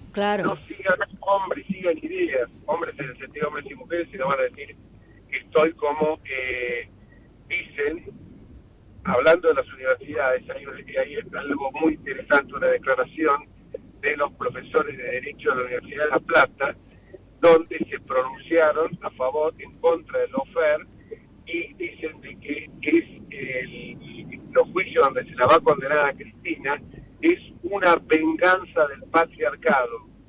¡Qué vergüenza! Una venganza de profesores universitarios. Entonces dicen de que porque se la está jugando sin perspectiva de género, pero caray. Pero ahora, o sea, el que roba perspectiva de género tenemos que aplicar. Al que roba, claro, no se entiende. Ahí también hay un tema que... Explícalo, Luján, como abogada. Explícamelo. El punto es el siguiente, hay una pena para el que roba, hay una pena para el que mata, hay una pena... No hay género. No hay género, a ver si nos entendemos, no hay género para eso, sino, a ver, ¿qué es la historia? ¿Queremos la igualdad, pero queremos que nos juzguen de manera distinta? ¿Qué perspectiva de género me están hablando? Cuando hablamos de perspectiva de género, es justamente la integración que por mucho tiempo, por ejemplo, en la justicia no había juezas mujeres, ahora está lleno de juezas mujeres, por suerte, que en determinados sectores, en política no había mujeres, ahora las mujeres están Vidal y Bullrich viendo a ver disputándose, a ver quién va a ser candidata, digamos. Eso es la perspectiva de género, que estemos todos incluidos, porque es con todos, pero no esta locura. O sea, si yo cometo un delito, a ver, puedo ser no binario, puedo ser gay, puedo ser lo que quiera, pero si cometo un delito, a mí me tienen que penar por cometer un delito. Y ahí quiero sumar un detalle, que es que la perspectiva de género no es el emparejamiento en términos de género, es... Yo más que perspectiva de género lo redefiniría y propongo la supresión del criterio de género, o sea, sacar el criterio de género para elegirte en algo. O sea, esto no es vamos a elegir con un criterio de género más parejo, esto es decidamos las cosas que tienen que ver con lo humano sin criterio de género, sin ponderar el género. No es que ponderemos igualmente, no lo ponderemos, o sea, no lo tengamos en cuenta para un trabajo, para la elegibilidad en un cargo, para un proceso judicial, aplica absolutamente para todo. Creo que cuando empecemos a ponderar de fondo, digamos, las condiciones de las personas en términos objetivos... Las personas, por eso... Exacto, referir a personas, no a géneros. Ustedes saben muy bien que yo durante muchos años estuve trabajando, dialogando con muchísima gente en lo que es, bueno, la Fundación Igualdad por un lado y por otro lado la ECHA, que es la comunidad homosexual argentina. Y yo realmente aprendí muchísimo porque aprendí la igualdad es de otro lugar, no de la igualdad de, que van, que está bien con sus marchas del orgullo y que no la critico de ninguna manera y demás, sino la igualdad realmente de considerarnos a todos personas. Esto es lo importante. Y esto es lo que decías vos, Jorge, lo que decía Gastón, Martín. Somos personas, sí. No importa. ¿Entendés? A ver si no, a ver, yo no pregunto ese tipo de cosas. ¿Qué desayuno a la mañana si vos desayunás mate o mate cocido o café? A ver, somos personas que desayunamos. Y sí, pero sobre todo volviendo al tema de lo que es la doctrina por ahí, la doctrina Zaffaroni. Si vos al delincuente le reducís el costo de cometer el delito, en consecuencia, el delincuente lo que va a hacer es decidir robar por el hecho de que va a suponer de que va a estar un día, 2 días en la comisaría y después va a salir. Claro. Y la víctima al fin y al cabo, si es que inclusive, en el caso de la legítima defensa, si es que la víctima, bueno, me están robando, ¿qué hago? ¿Agarro, me defiendo, no me defiendo? ¿Qué hago? Porque al final capaz que voy preso yo. Claro, le pegás y te hacen una demanda por daños. Le estás poniendo un costo mayor o menor, o sea, cuando vos castigás a la víctima y defendés al victimario, al revés de lo que debería hacer, lo que estás haciendo es ponerle un costo mayor a defenderte y un costo menor a atacar. O sea, te cuesta menos si sos atacante y te cuesta más si te defendés. Pero totalmente, por eso tenemos que volver a tener las reglas claras. Tenemos que volver a decir, che, el delincuente tiene que estar en la cárcel y la víctima tiene que estar protegida. Eso es lo que nosotros necesitamos para volver a solucionar este tema de la inseguridad. Si no comenzamos por ahí, jamás vamos a solucionar la inseguridad. Ya lo creo. Jorge, vos sabés que vos recién mencionabas a Alfonsín, en un momento te enojaste y con justa razón porque veías de que no era la manera de tal vez de posicionar a quien fuera presidente durante el juicio a las juntas militares, un hombre como Raúl Alfonsín, que nunca puso límites ni quiso entrometerse en la justicia, sino que dejó hacer. Y la película Argentina 1985, sé que en definitiva te dio una especie de enojo por algunas cosas que no estaban bien reflejadas. Es ficción lo que estamos hablando, en definitiva, aunque son hechos históricos también en el medio, es una historia ficcionada, pero que no se lo trataba Alfonsín tal vez con la importancia que debía tener. Sí, estamos en comunicación ahora con Pedro Calvo. Pedro Calvo es un hombre que viene del radicalismo, todos saben toda la historia que tiene. Y bueno, Jorge, lo tenemos aquí para que nos hable un poco de esta película de 1985. Pedro Calvo, ¿cómo estás? María Luján Batallán, Jorge Enríquez, te estamos saludando. ¿Qué tal, Pedro? ¿Qué tal, Pedro? Hola, buenas noches, María Luján, Jorge, ¿cómo están ustedes? Creo que decían bien. ¿Cómo estás, Jorge? No, lo que le estaba diciendo acá, que lo suscribo íntegramente, porque la verdad que la película está bien de ficción, como toda esa definitiva, y el arte no tiene que pensar que tiene la libertad de expresarse, pero no traficando ni tergiversando hechos históricos. A nadie se le ocurriría hablar de la Segunda Guerra Mundial y dejando de lado los horrores de la serie, ¿cierto? Y acá realmente... Te estás perdiendo, Jorge. Se te está perdiendo. No, yo no digo, acá realmente a mí me largó, apenas empieza la película, el maltrato que se le da y luego también a Raúl Alfonsín. Claro. A Antonio Trócoli mencionaste, ¿no? Sí. ¿Qué dije? Antonio Trócoli. Sí, Antonio Trócoli. Bueno, y a Víctor Martínez, en definitiva, como vicepresidente también me parece. Bueno, en definitiva, Pedro, contanos un poco cómo vos analizás esta película. Sí, rescato, vamos primero por lo positivo. Es una película muy bien hecha desde el punto de vista comercial. Se rescata un hecho histórico, olvidado. Yo soy profesor en la UBA de Principios de Derechos Humanos y Derecho Constitucional, y los chicos desconocen el juicio a las juntas militares, entonces por eso digo lo primero positivo. Pero planteaba bien Jorge, hay una distorsión, olvidos que no son producto de una casualidad, y un relato falso de la historia. Y él focalizaba en la figura de Antonio Trócoli. Ustedes fíjense en un pequeño detalle. En la figura en el momento que aparece Trócoli en un discurso, hablando de la situación creada en Argentina, no solo la represión que él condena del Estado y en términos muy duros, sino también, digamos, todo lo que produce las organizaciones armadas de ultraizquierda a partir de los hechos de violencia que incluso atentan en pleno gobierno democrático, por ejemplo en el gobierno de Perón y de Cámpora electos por las urnas. Pero lo que se olvida en ese relato, que además lo trata muy mal a Trócoli, que es cuando presenta el informe de la CONADEP, la cual ni se menciona. ¿Y quién está sentado al lado de Trócoli que no aparece en la película? Nada más y nada menos que Ernesto Sabato, el presidente de la Comisión Nacional sobre Desaparición de Personas. O sea, la película tiene muchos olvidos, muchas omisiones que no son producto de la casualidad o de la simple libertad de expresión. Me parece que es claro una manifestación de un relato político que se quiere restarle valor a la figura extraordinaria de Alfonsín. El juicio se produce por la decisión política que él toma en su momento.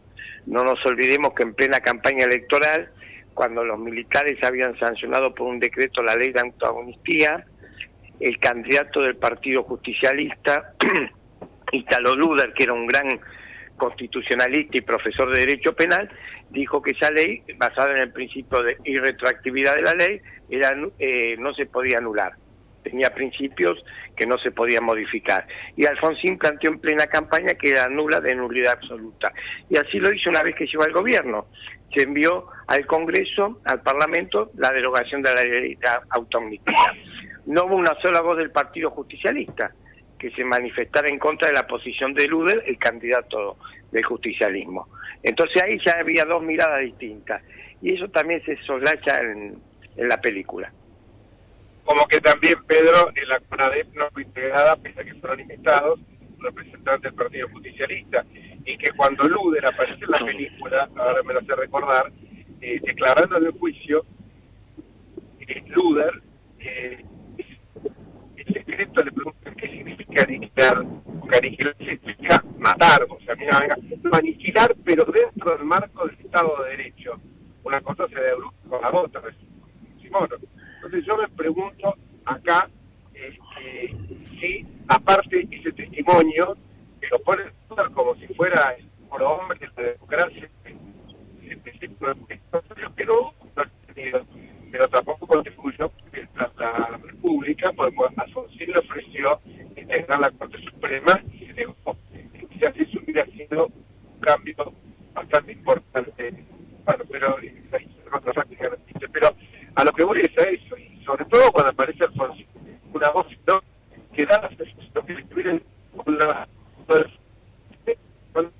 Se te pierde, Jorge, realmente se te pierde y no te puede escuchar Pedro, y acá tampoco, porque se entrecorta. A ver, intentamos mejorar la comunicación, pero le pedimos a Pedro que nos siga diciendo, ¿no?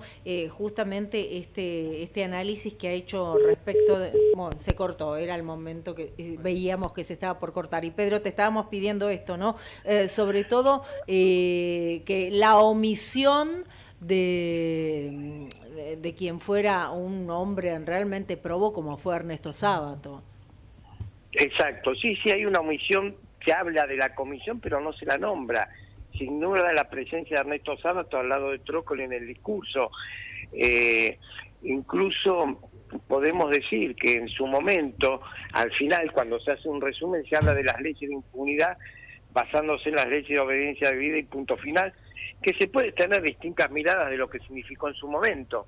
A mí me tocó como diputado nacional participar en el debate cuando se planteó la derogación de esas leyes o la nulidad, pero no se habla de los decretos, los indultos de Carlos Menem, nada más y nada menos los indultos que permitieron la libertad de los que fueron enjuiciados en ese juicio histórico en 1985, y también las cúpulas de las organizaciones guerrilleras que fueron juzgadas, fueron extraditadas en el caso de Firmenich, a partir también de una decisión política del presidente Alfonsín. Alfonsín puso en marcha todo el proceso de los juicios militares. Hubo 2 decretos del presidente Alfonsín y firmado por todos los ministros, porque algunos dicen que el radicalismo no estaba tan de acuerdo. Todos los ministros, además pensemos en ese momento, Alfonsín, o mejor dicho, el Partido Radical y sus ministros, no iban a tener una voz disonante del presidente Alfonsín. Es un absurdo plantear o suponer eso. Bueno, esos dos decretos para juzgar a los miembros de las cúpulas militares, a los responsables también de que nos llevaron a la aventura, a la guerra de Malvinas, y el otro decreto a las cúpulas de las organizaciones armadas, fueron una decisión política del presidente Alfonsín, no fueron un hecho casual. Claro, ahora Jorge, estás con nosotros. Acotemos también, Pedro, que estos eran, o sea, no se engañó a nadie, porque estos eran promesas de campaña con las cuales Alfonsín cumplió. O sea que esto yo me acuerdo haberlo escuchado en el Comité Nacional a Raúl Borrás cuando hablaba de los 3 niveles de responsabilidad. O sea que acá no se engañó a nadie. Bueno, después vinieron las leyes esta de los indultos. Audiencia de vida, punto final, claro, y después. No, la nulidad de la audiencia de vida, punto final, cuando eran remedios aplicados se había llegado acá muy lejos, eso no tomamos noción. Un juicio que puede ser, que puede tener un parangón con ese juicio de Nuremberg, pero pensemos que el juicio de Nuremberg eran 4 potencias las que lo realizaron.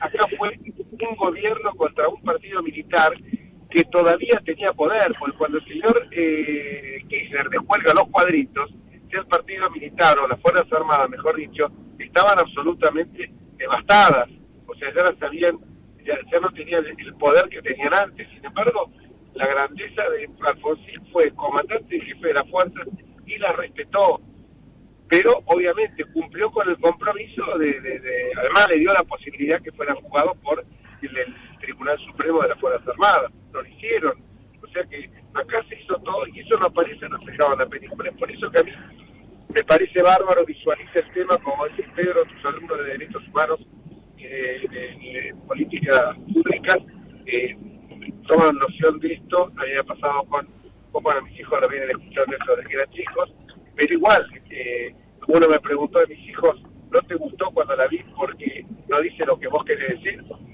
No dice lo que es la realidad. Entonces, él cuando la vio me dijo, sí, tenés razón, tal cual. O sea, es una tergiversación de los hechos, muy bien lograda, con una actuación superlativa de Darín. No obstante eso, la figura de Moreno Campo, a ver, digámoslo claramente, esto lo guionó Moreno Campo para lucimiento personal de él, por un lado, porque el papel de los jueces también, de los camaristas, hubo figuras sobresalientes, D'Alessio, Gil Lavedra, Valer Garaos, hubo figuras sobresalientes en esta Cámara, queda todo opacado. Porque lo que se pretende con esa película es tampoco virizar, poner muy nervioso al peronismo. A mí no me cabe ninguna duda que es así. Yo le decía... Jorge, me parece que vos planteás algo importante, que no hay antecedentes en la historia universal de juicios de estas características. Hablaste del juicio de Nuremberg, y yo siempre cito, estamos hablando de un juicio que no se respetó lo que significa el debido proceso, en cuanto a la territorialidad, los jueces de la causa, etcétera, etcétera, y estamos hablando de un juicio ante millones de muertos. Bueno, yo siempre cito un caso de el mismo Moreno Campo, me acordaba cuando vos lo decías, lo nombrabas recién, de un reportaje, de una charla que él tuvo con Ferenczen, que fue uno de los fiscales del juicio de Nuremberg, y le decía con qué criterio, porque siempre está el criterio hasta dónde son los límites, y vos bien lo planteaste, Alfonsín lo planteó en la campaña, el tema de la obediencia debida, en la Federación, el Colegio de Abogados, y lo planteó incluso en el acto masivo en Ferro, cuando habló de los distintos niveles de responsabilidad. Pero Moreno Campo, en un reportaje que sale en La Nación, si no me equivoco, en el año 2006, si no me falla la memoria, relata este diálogo con Ferenczen, y él decía que elegían 22 miembros por cada caso, y le pregunta, ¿por qué 22? Porque eran 22 las sillas que teníamos.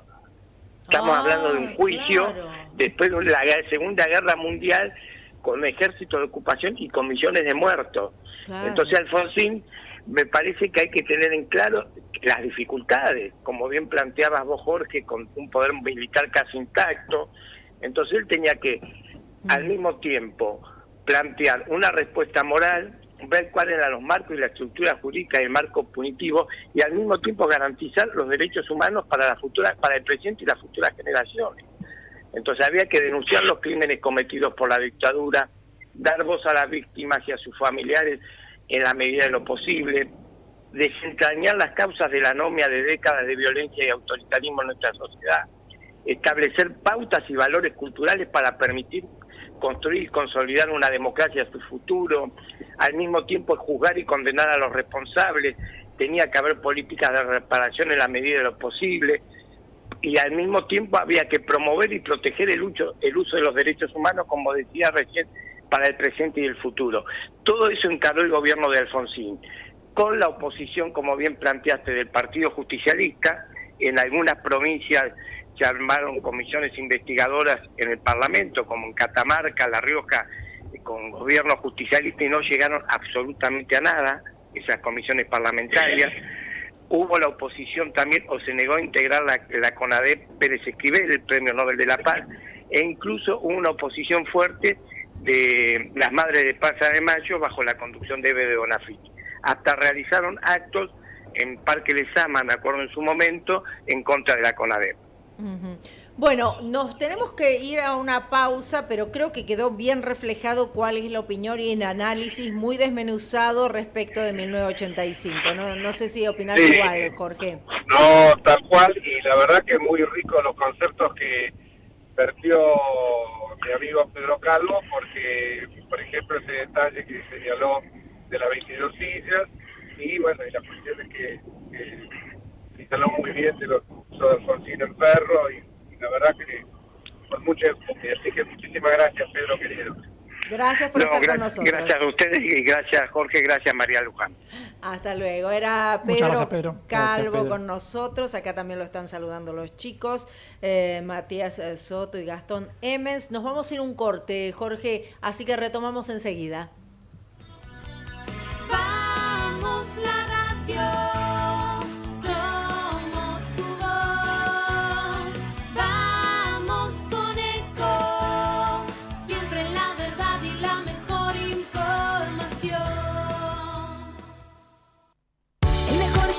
Te espera, elegí las clases que quieras. En UNFIS vamos a cuidarte. En UNFIS venimos a encontrarte. ¿Cómo prevenir dengue, zika y chikungunya? Sin criaderos no hay dengue. Limpia tu patio de objetos que acumulen agua. Elimina agua estancada de recipientes. Reemplaza con tierra o arena el agua de tus flores. Tapa los tanques de agua y cisternas. Tira y perfora llantas para que no acumulen agua. Limpia floreros y bebederos. Recordá, sin criaderos no hay dengue. Intendencia Menéndez. Informate en ecomedios.com. Seguinos en Facebook. Ecomedios Live. Dios, 18:32. ¿Y vos querés mi Instagram o mi Twitter? Tu Instagram. Mi Instagram, sí. @mlbatallando. Acá, Jorge, estamos con los chicos y, bueno, celebrando que podamos hablar de todos los temas y la importancia, ¿no?, que tiene esto que acabas de traernos a Pedro Calvo con un tema tan importante. Y quería contarte que vos preguntabas, ¿están trabajando en la Cámara de Diputados? Y sí, están trabajando y acaban de aprobar la ley que exime de impuesto a las ganancias a los médicos. Imagínate mi posición respecto de la exhibición a cualquiera del impuesto a las ganancias. A ver, la existencia del impuesto a las ganancias, cuando el salario no es ganancia. Imagínate mi concepto y lo que yo estoy opinando en este momento de todos los que levantaron la mano. No sé, Jorge, vos si me estás escuchando. Estoy escuchando, pero ha habido una interferencia. Ah, bueno, te decía. De algo que quiero hacer es escuchar el túnel del tiempo. Si quieren escuchar, escuchen, porque esto es el túnel del tiempo. ¿Vieron la película Volver al Futuro? Sí. Escuchen lo que dijo el presidente hoy. ¿Qué dijo? Contanos. Bueno, no, creo que no nos escucha, ¿no? Bueno. No, estaba poniéndolo para que se escuchara. No. El presidente dijo que estaba celebrando los 20 años del programa Remediar. Ajá. Y dijo, programa que iniciamos en mayo del año 2023 con Néstor Kirchner. Ajá. Mira vos, el 2023. Pero que en realidad, claro, pero que en realidad ya había empezado a desarrollarse en el año 2022. Perdón. Entonces, dijo, me perdí en tantos años, te digo que me perdí. No, claro. ¿Será Alberto Biden en vez de Fernández? Alberto Biden. Él dijo, no. Él dijo claramente el programa que iniciamos en el 2023 con Néstor Kirchner en mayo del 2023. Véanlo, está en Twitter. No me lo voy a perder. Eran los 20 años del programa Remediar. Entonces dijo que en realidad se había empezado en el año 22, pero que cobró más fuerza en mayo del 23 con Néstor. Qué maravilla. Muchacho, lo peor es que Carla Bisotti, que estaba al lado de él, asentía. la ministra de Salud, no dijo nada. Y lo peor que esto está todavía en la página web del ministerio. Este muchacho, la verdad que aparte de variar, está mal medicado. Yo creo que lo que habría que hacer, no, en serio, no lo digo, porque la verdad que tengo una relación, como digo, que tenga la palabra devaluada y otras cosas más, pero tiene un problema ya de ubicación de tiempo y espacio. Sí. Se queda dormido en los actos. La diferencia con Biden es que Biden tiene casi 80 años y este muchacho anda por los 60. Bueno, pero evidentemente... Pero evidentemente, no, porque estos son errores que cada vez los comete con mayor actividad. Bueno, pero ellos viven otra realidad. Vos acordate que... ayer, Jorge, vos te estás equivocando, porque ellos están viviendo otra realidad, ellos están en otro año. Sí, aparte de la negación de su responsabilidad y una negación absoluta, yo lo veo mucho con Biden y lo veo también con nuestro presidente. Hay una negación absoluta en términos de lo que es la responsabilidad. La otra vez lo hablábamos con Jorge fuera de cámara, lo charlábamos, y Jorge me decía, no, está bien, pero hay una determinada edad donde una persona ya no se puede hacer cargo de la conducción de una nación. Yo le decía, bueno, pero si tiene los términos intelectuales y demás. Él me decía, sí, pero hay un momento donde el físico no responde. Y creo que hay veces que también esto del físico no responde, dejando de lado el físico, cuando algo de uno no responde a lo que la responsabilidad demanda, justo que hablábamos recién de Alfonsín, que es una persona que podemos tener nuestras digresiones ideológicas, pero ha sabido estar a la altura de las circunstancias absolutamente en términos históricos, políticos, éticos y morales. Creo que en este momento lo que más falta es eso, un recogimiento, un gesto de renunciamiento y de reconocer, yo no puedo seguir, digamos, posponiendo las voluntades del pueblo argentino y no puedo seguir generando una eternización de un modelo. Cierro este ciclo y dejo después de mí que venga alguien más competente. Creo que estas cosas de Alberto 2023 y todo, que estos delirios que tiene el presidente de querer reelegir, son también un poco respuesta de que está medio descolocado de lo que son las necesidades de los argentinos. Sí, pero... También tiene que ver, hay que ponerse en la cabeza de un tipo que estaba totalmente casi fuera de la escena política, viviendo en su departamento en Puerto Madero, y de la nada lo llaman y le dicen, ¿querés ser el candidato a presidente? Claro. El tipo dijo, che, no me puede haber pasado mejor cosa en mi carrera política. El tipo obviamente dijo que sí, y claro, después se enfrentó con la realidad. Con la realidad, no quiere asumir la responsabilidad que conlleva el cargo. Yo te digo algo, no discrepo un poco por esto, porque el tipo no estaba tan cómodo en su departamento en Puerto Madero, porque estaba muy vinculado. Vos pensás que 4 años antes, él había participado activamente en la campaña de Randazzo. Es cierto. Se mantuvo siempre, bueno, lo vemos en los programas de televisión, que iba a clases de kirchnerismo y que la trataba de una psiquiátrica a la señora de entonces presidenta. Y en la época de Macri, si uno ve los Twitter, no estaba alejado. Lo que pasa es que hizo un pacto con el diablo. Claro. El pacto con el diablo era el Frankenstein que inventó Cristina, y bueno, como decía Berni, parafraseándolo al filósofo Berni, el que trajo el Frankenstein que se lo lleve.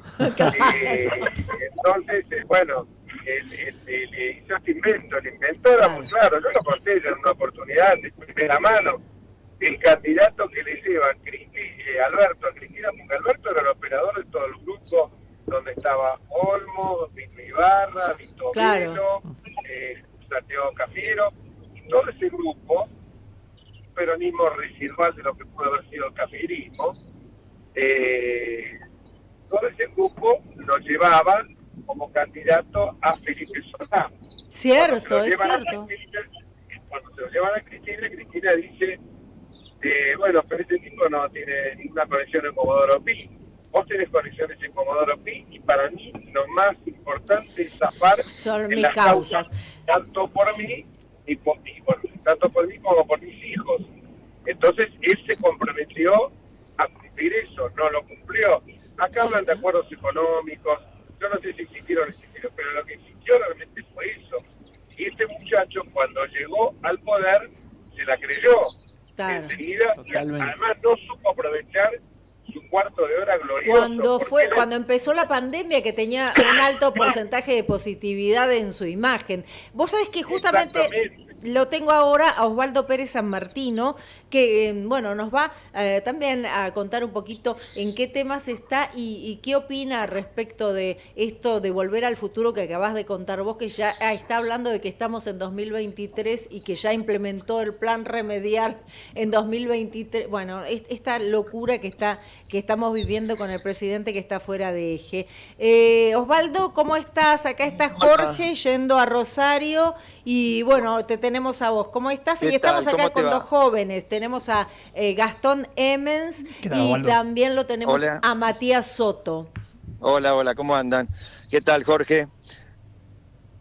Está camino a Rosario. ¿Cómo te va? Bien. No estoy manejando, claro que no estoy manejando. No, creo que está un amigo nuestro manejando. Marcelo, sí. Doctor Marcelo Eduardo Domínguez, efectivamente. O sea, vos vas con tu galeno en el auto. No, es mi amigo. Bueno, no sé, es cuando esto, bueno, es una gaf de los que hablan mucho. No, frente a las cosas que él dice en serio y que son risibles, esto que no quiso decirlo, yo no le daría mayor importancia. No le doy importancia a su palabra en general. Así que si tiene una gaf de esta, no me parece que agregue nada al diagnóstico que ya tenemos sobre él. Yo no sé si ustedes ya trataron en el programa de hoy, probablemente sí, el tema del fallo de ayer de la Corte. No, justamente, no. Y acá tenemos un estudiante de Derecho que nos va a escuchar con atención, por lo menos a los que saben de este tema, ¿no? No, muy por encima, yo lo traté al principio con Federico Pinedo, donde la verdad que no aliento ninguna esperanza de que la señora vaya a cumplir con el fallo, porque, pero ¿sabes lo que pasa, Jorge? Ella no tiene que cumplir nada porque la Corte le notifica al Consejo de la Magistratura que el que debe ocupar ese lugar es Luis Juez. Entiendo perfectamente, permíteme, Osvaldo, pero ¿sabes qué ocurre? No es que ella no lo vaya a cumplir, ella personalmente. Ella tiene sus muñequitos y le ha dicho ya al diputado, al senador Claudio Martín Doñate, que de ahí no se mueve. O sea que damos un conflicto de poderes, porque Doñate va a querer estar en las sesiones y ahí no van a querer, y va a ir Juez y se va a generar todo una cosa. Bueno, sería lamentable, pero ahí lo que tiene que hacer el juez es presentarse y el presidente de Rosati le tiene que tomar el juramento y a partir de ese momento es juez, y si el otro está es como que si tuvieras vos o yo, cualquier persona ajena a ese organismo, y hay que hacerlo sacar por la fuerza. Si no se la pudo meter presa o una fin y por fuerza, menos va a ser en este caso. Entonces, seamos realistas, si ellos durante 20 años no acataron el fallo de la Corte que los volvían de vuelta en su lugar a Soto, imagínate acá, van a ser mil y una, porque van a poner a recurso de revocatoria ridículo y que empieza a rechazar el límite ante la Corte, van a ser las mil y una porque la desesperación la que los lleva a esto. Yo creo, a ver, no, y realmente como, perdón. Se entrecorta mucho, no sé si vos lo recibís bien. No, yo no lo entiendo bien. Cerrá el tema del concepto entonces que decías, Osvaldo, respecto de lo que vos pensabas del fallo de la Corte. Muy breve, acá recordemos que la Constitución no establece en forma específica cómo tendrá que estar conformado el Consejo, da unas pautas generales. Entonces hubo distintas leyes. No sé si me están oyendo. Se cortó. Hubo distintas leyes del Consejo de la Magistratura. Una primera sobre el final de la presidencia de Menem, después en 2006 otra ley impulsada por Cristina Kirchner cuando era senadora, que aumenta el componente político cuando su marido era presidente, en detrimento de los otros estamentos. Frente a eso, entonces el Colegio de Abogados de la Ciudad de Buenos Aires plantea una acción, entendiendo que se viola el artículo 114 de la Constitución, porque se altera el equilibrio de los estamentos profesionales, jueces y abogados con relación a los políticos, y esa causa demora muchísimo. En el medio, en 2012 o 2013, en el marco ¿te acordás de aquel paquete de leyes que se las llamaba de democratización de la justicia? Una de ellas también modificó la ley del Consejo de la Magistratura, estableciendo que sus integrantes serían electos popularmente, como si fueran en lista de diputados. Bueno, ahí la Corte rápidamente actuó a través del per saltum y declaró la inconstitucionalidad de la mayor parte de esos artículos, y entonces siguió rigiendo la ley de 2006, y recién en diciembre de del año pasado, digamos, la Corte se pronunció declarando lo que era bastante obvio, que también esa ley de 2006 era inconstitucional, que no respetaba el equilibrio. Ahora, ¿qué hizo la Corte? Le dio un plazo al Congreso para que sancionara una nueva ley que respetara el equilibrio previsto por el artículo 114. Pero a diferencia de otras oportunidades en que la Corte establece algo, y solo se limita a eso, en esta oportunidad estableció, y para mí con buen criterio, cuál sería el efecto de la omisión del Congreso. Y cuando se venció ese plazo, entonces se hizo operativa esa previsión que había hecho el fallo de la Corte, y entonces recuperó vigencia la ley anterior, la ley de la década del 90. Pero con esa ley no tendríamos que tener más miembros de la del Consejo. Claro, entonces ahí había que llenar las vacantes, porque era un Consejo de más miembros, efectivamente. Y cuando le corresponde a Juntos por el Cambio en el Senado, como segunda fuerza, nominar a quien iba a ocupar ese cargo, y lo hace por Luis Juez, Cristina Kirchner, el kirchnerismo, ella como jefa en los hechos del kirchnerismo, hace que su bloque se parta para entonces tener la primera y la segunda minoría. Esto es lo que ayer la Corte determinó. Que era un ardid. La Corte habla con un lenguaje inusualmente duro, dice que es un ardid, una maniobra, como efectivamente lo fue, claro, una avivada, porque en definitiva fue una avivada, lo tomaron como una avivada, pero gravísima. Lo que pasa es que decir una avivada, viste, es como quitarle un poco de énfasis a lo que realmente es, ¿no? Claro. Violar la Constitución, en definitiva. Ahora, y entonces determinó que es Luis Juez el que debe ocupar ese lugar. Ese lugar. Bueno, vamos a ver, lo tenemos a Jorge, así te cierra él el comentario. Jorge, ahora sí, te recuperamos. No, lo que yo digo es lo siguiente. Yo entiendo perfectamente que lo que correspondería es que Cristina dijera, como presidente del Senado, señores, miren, acá estamos el fallo de la Corte, sale Doñate, entra el Luis Juez, perfecto. Eso sería en un terreno de una república normal, pero no digo es un país normal. Pero en este país normal, donde los fallos de la Corte no se acatan, como pasó con Soto durante más de 15 años, y era, en ese momento, como lo decía en el programa, era una provincia que se alzaba contra la Corte Suprema. Acá es poder de los tres poderes de Estado que se alzan. Ahora, se presenta Luis Juez. Luis Juez lo conocemos, es un tipo que va al frente, se va a presentar, va a decir, me siento acá. Lo van a tener que desalojar a Doñate. Yo quiero saber qué va a pasar cuando lo quieran desalojar a Doñate, las manifestaciones, que va a haber, porque esto es cantado, que Doñate se va a trincherar y no se va a ir, porque aunque Doñate se quisiera ir, está en la influencia nefasta de Cristina, que le va a decir, de acá no te movés, ya Sagasti está promoviendo el juicio político contra la Corte. Hoy me contaba recién hace un rato Fernández Iglesias las barbaridades que dijo Tailade, que van a recurrir a los tribunales superiores de nivel internacional. Pero siempre, está bien, pero eso que siempre dicen lo mismo. Bueno, pero está bien, Luis, Osvaldo, está bien, siempre dicen lo mismo, pero siempre le sale para ellos. Porque no, perdóname, a este gobierno no le sale una. Lo que no me parece que no le pierden no todas.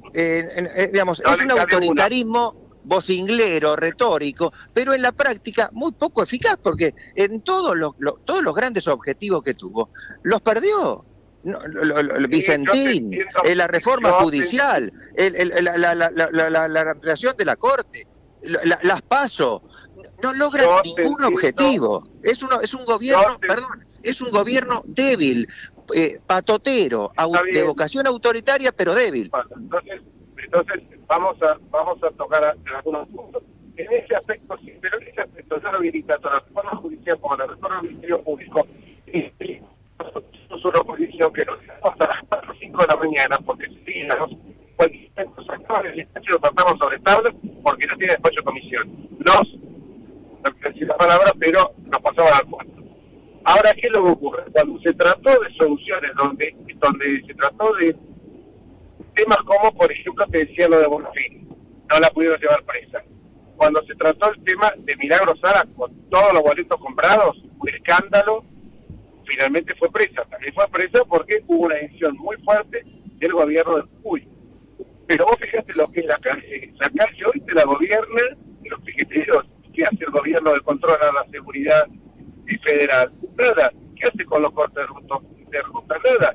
Y con esto yo temo, ojalá me equivoque, pero temo que va a ser un conflicto de poder. No, puede ser que, Jorge, es probable que quieran hacer algún show, pero me parece que a la larga ellos van a perder también en la opinión pública si tratan de manejarse de esa forma. Es decir, bueno, no sé lo que va a pasar, no lo puedo saber. En todo caso, me parece que de este lado, digamos, del lado republicano, no hay que ser timoratos, hay que decir, este es el derecho que la Corte ha otorgado, esto es lo que determinó y esto debe cumplirse. Y frente a eso, tenemos que ser muy firmes. Y si hay enfrentamientos, que haya enfrentamientos, porque si no, les estamos dejando el campo orégano a ellos. Claro, exactamente, porque si vos no podés cumplir un fallo impecable de la Corte Suprema de Justicia, ahora salió Tailade diciendo la burrada de que se impide la subdivisión en bloques,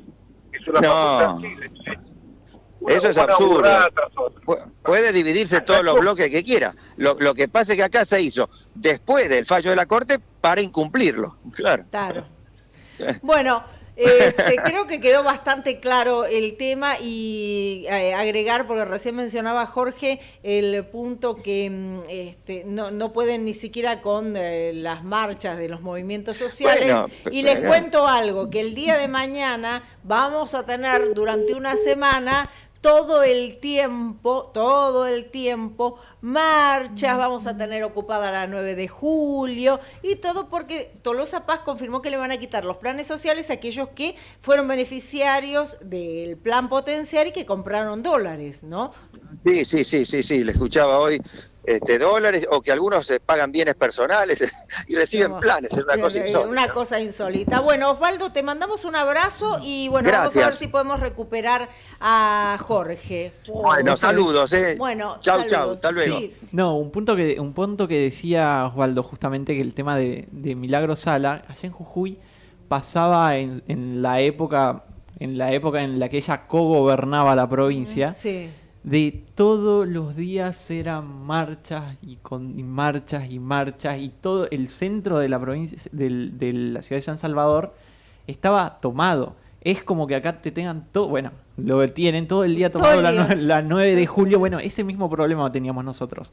Pero agravado porque la ciudad es muchísimo más chica, es sumamente chica, entonces, claro, les dificultaba a todas las personas, nos dificultaba a nosotros que queríamos ir a trabajar, que querían, las chicos que querían ir a estudiar, demás, todo. Claro. Ahí con el grupo, con Grupo Sarmiento a nivel nacional, hace poco en el último encuentro nacional que hicimos, una de las cosas que se estuvieron conversando centralmente fue este tema, el tema de los cortes. Se estuvo charlando y bueno, con Mati y con tantos otros jóvenes más a lo largo y lo ancho de la Argentina, ya estamos trabajando en el tema, en algunos proyectos puntuales. Ay, muy, así que muy bien. a la proximidad. Tráiganlos. Ahí Sí. Jorge, que ya está conectado de nuevo, va a estar con los brazos abiertos escuchándolos cuando hablen justamente de un proyecto de esas características. Y lo que decía recién Jorge, ¿no? Que mañana comienzan de nuevo todas las marchas porque le van a quitar los planes sociales a los que compraron dólares y demás. O sea, imagínate lo que nos espera en la ciudad, Jorgito. No sé. Bueno, pero vos fíjate, a eso voy yo, que Osvaldo a lo mejor uno se apega a lo que dicen las normas, uno ha tenido una educación que justamente era algo muy insuperable, la anomia, pero esta gente, la ley, que no es una vara rígida para ellos. Ah, no, ellos la tuercen como quieren. Yo te digo el tema de lo que es el derecho de reunión en la vía pública. El derecho de reunión en la vía pública, si vos no tenés el imperio para hacer cumplir la ley, no podés hacer nada, porque si vos le dices a los piqueteros, muchachos, corte la 9 de julio entre las 10 y las 12, ¿no es cierto? Se van a cortar entre las 10 y la hora que no se le dé la gana. Obvio. Había una norma acá que yo la quise implementar, rescatar, porque era una norma que se aplicaba en Alemania y en Italia. A ver, son dos países que hoy en día son ejemplos de cómo funciona una república. Bueno, los dos países tienen normas que las manifestaciones tienen un horario de inicio y un horario de finalización, y que hay un responsable, y que si no se cumple eso, los responsables sancionados. ¿Queda claro? Entonces acá, en Inglaterra, en Estados Unidos, yo he visto manifestaciones en los fuertes, y justamente manifestaciones, había lugares donde no se podía cortar una calle, claro. Y alguien se bajaban de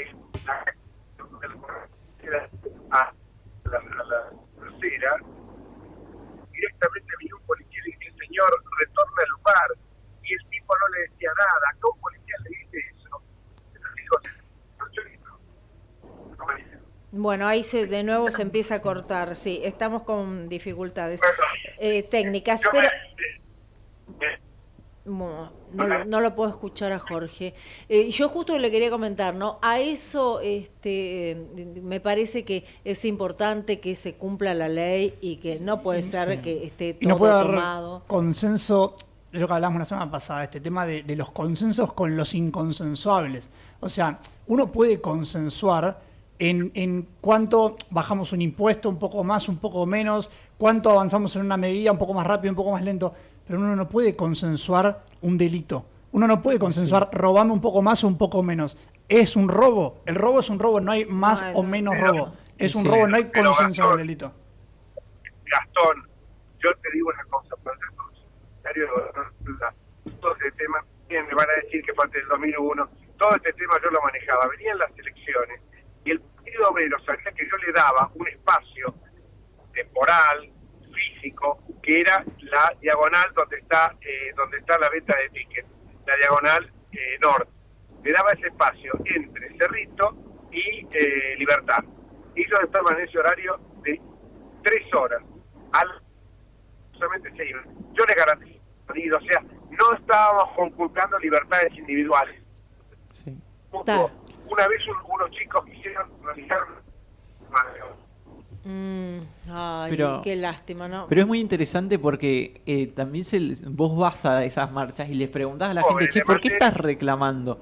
Y no te saben responder, las respuestas son, no sé, uno dice, no, a mí me dijeron que venga, otro no, a mí me pagaron tanto para venir, pero en realidad... Esto, cuando tuve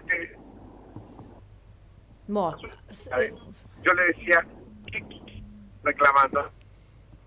Como ustedes, esto no se visibiliza en medios de comunicación. Claro. Bueno, realmente yo usted Sí. no se escucha. Complicadísimo. Jorge está viajando Un a abrazo Rosario. enorme. Bueno, les mandamos un abrazo, a ellos. Nosotros estamos ya también un poco despidiéndonos, pero no sin antes, bueno, decime vos, Gastón, así ya vamos cerrando. No, bueno, quería aclarar una cuestión nomás que me parece que es emblemática de lo que estuvimos hablando en el programa y lo que hablamos en general. Hace un rato se mencionó que se le sacó el impuesto a las ganancias a los médicos. Sí. Me llega por celular, me avisan que solamente se le sacó a un grupo específico, que es un grupo de médicos que cumplen una función determinada que el gobierno está buscando porque le escasea. O sea, básicamente lo que hace el gobierno es nos da la libertad solamente cuando le es funcional. O sea, aclaremos que no están beneficiando a los profesionales. Los profesionales médicos en este país están viviendo una lucha hace décadas por ser reconocidos. Me consta, tengo familiares, tengo amigos, tengo conocidos que estudian o que son médicos y me consta el sacrificio que hacen. Claro. En ese sentido es un aprovechamiento terrible y lo quería aclarar porque me parece importante. Totalmente. Y obviamente también aclaro que yo hablo de que no tiene que haber una exhibición del impuesto a las ganancias a los médicos. No tiene que haber impuesto a la ganancia. No tiene que haber impuesto a la porque el ganancia. salario no es ganancia. Partamos de esa base. Totalmente. Pero no solamente... Ya nos vamos, nos quedan 10 segundos. No, Sí. solamente decir que no solamente una reducción del impuesto a las ganancias, una reducción de los impuestos en general, porque hay que volver a crear los incentivos para producir en el país. Ya lo creo que sí. Chicos, les agradezco muchísimo Gracias. que me hayan acompañado y que no estaba Jorge. Jorge, un fuerte abrazo y nos reencontramos el próximo miércoles a las 5 de la tarde entre ustedes y nosotros. Muchas gracias. Muchas gracias.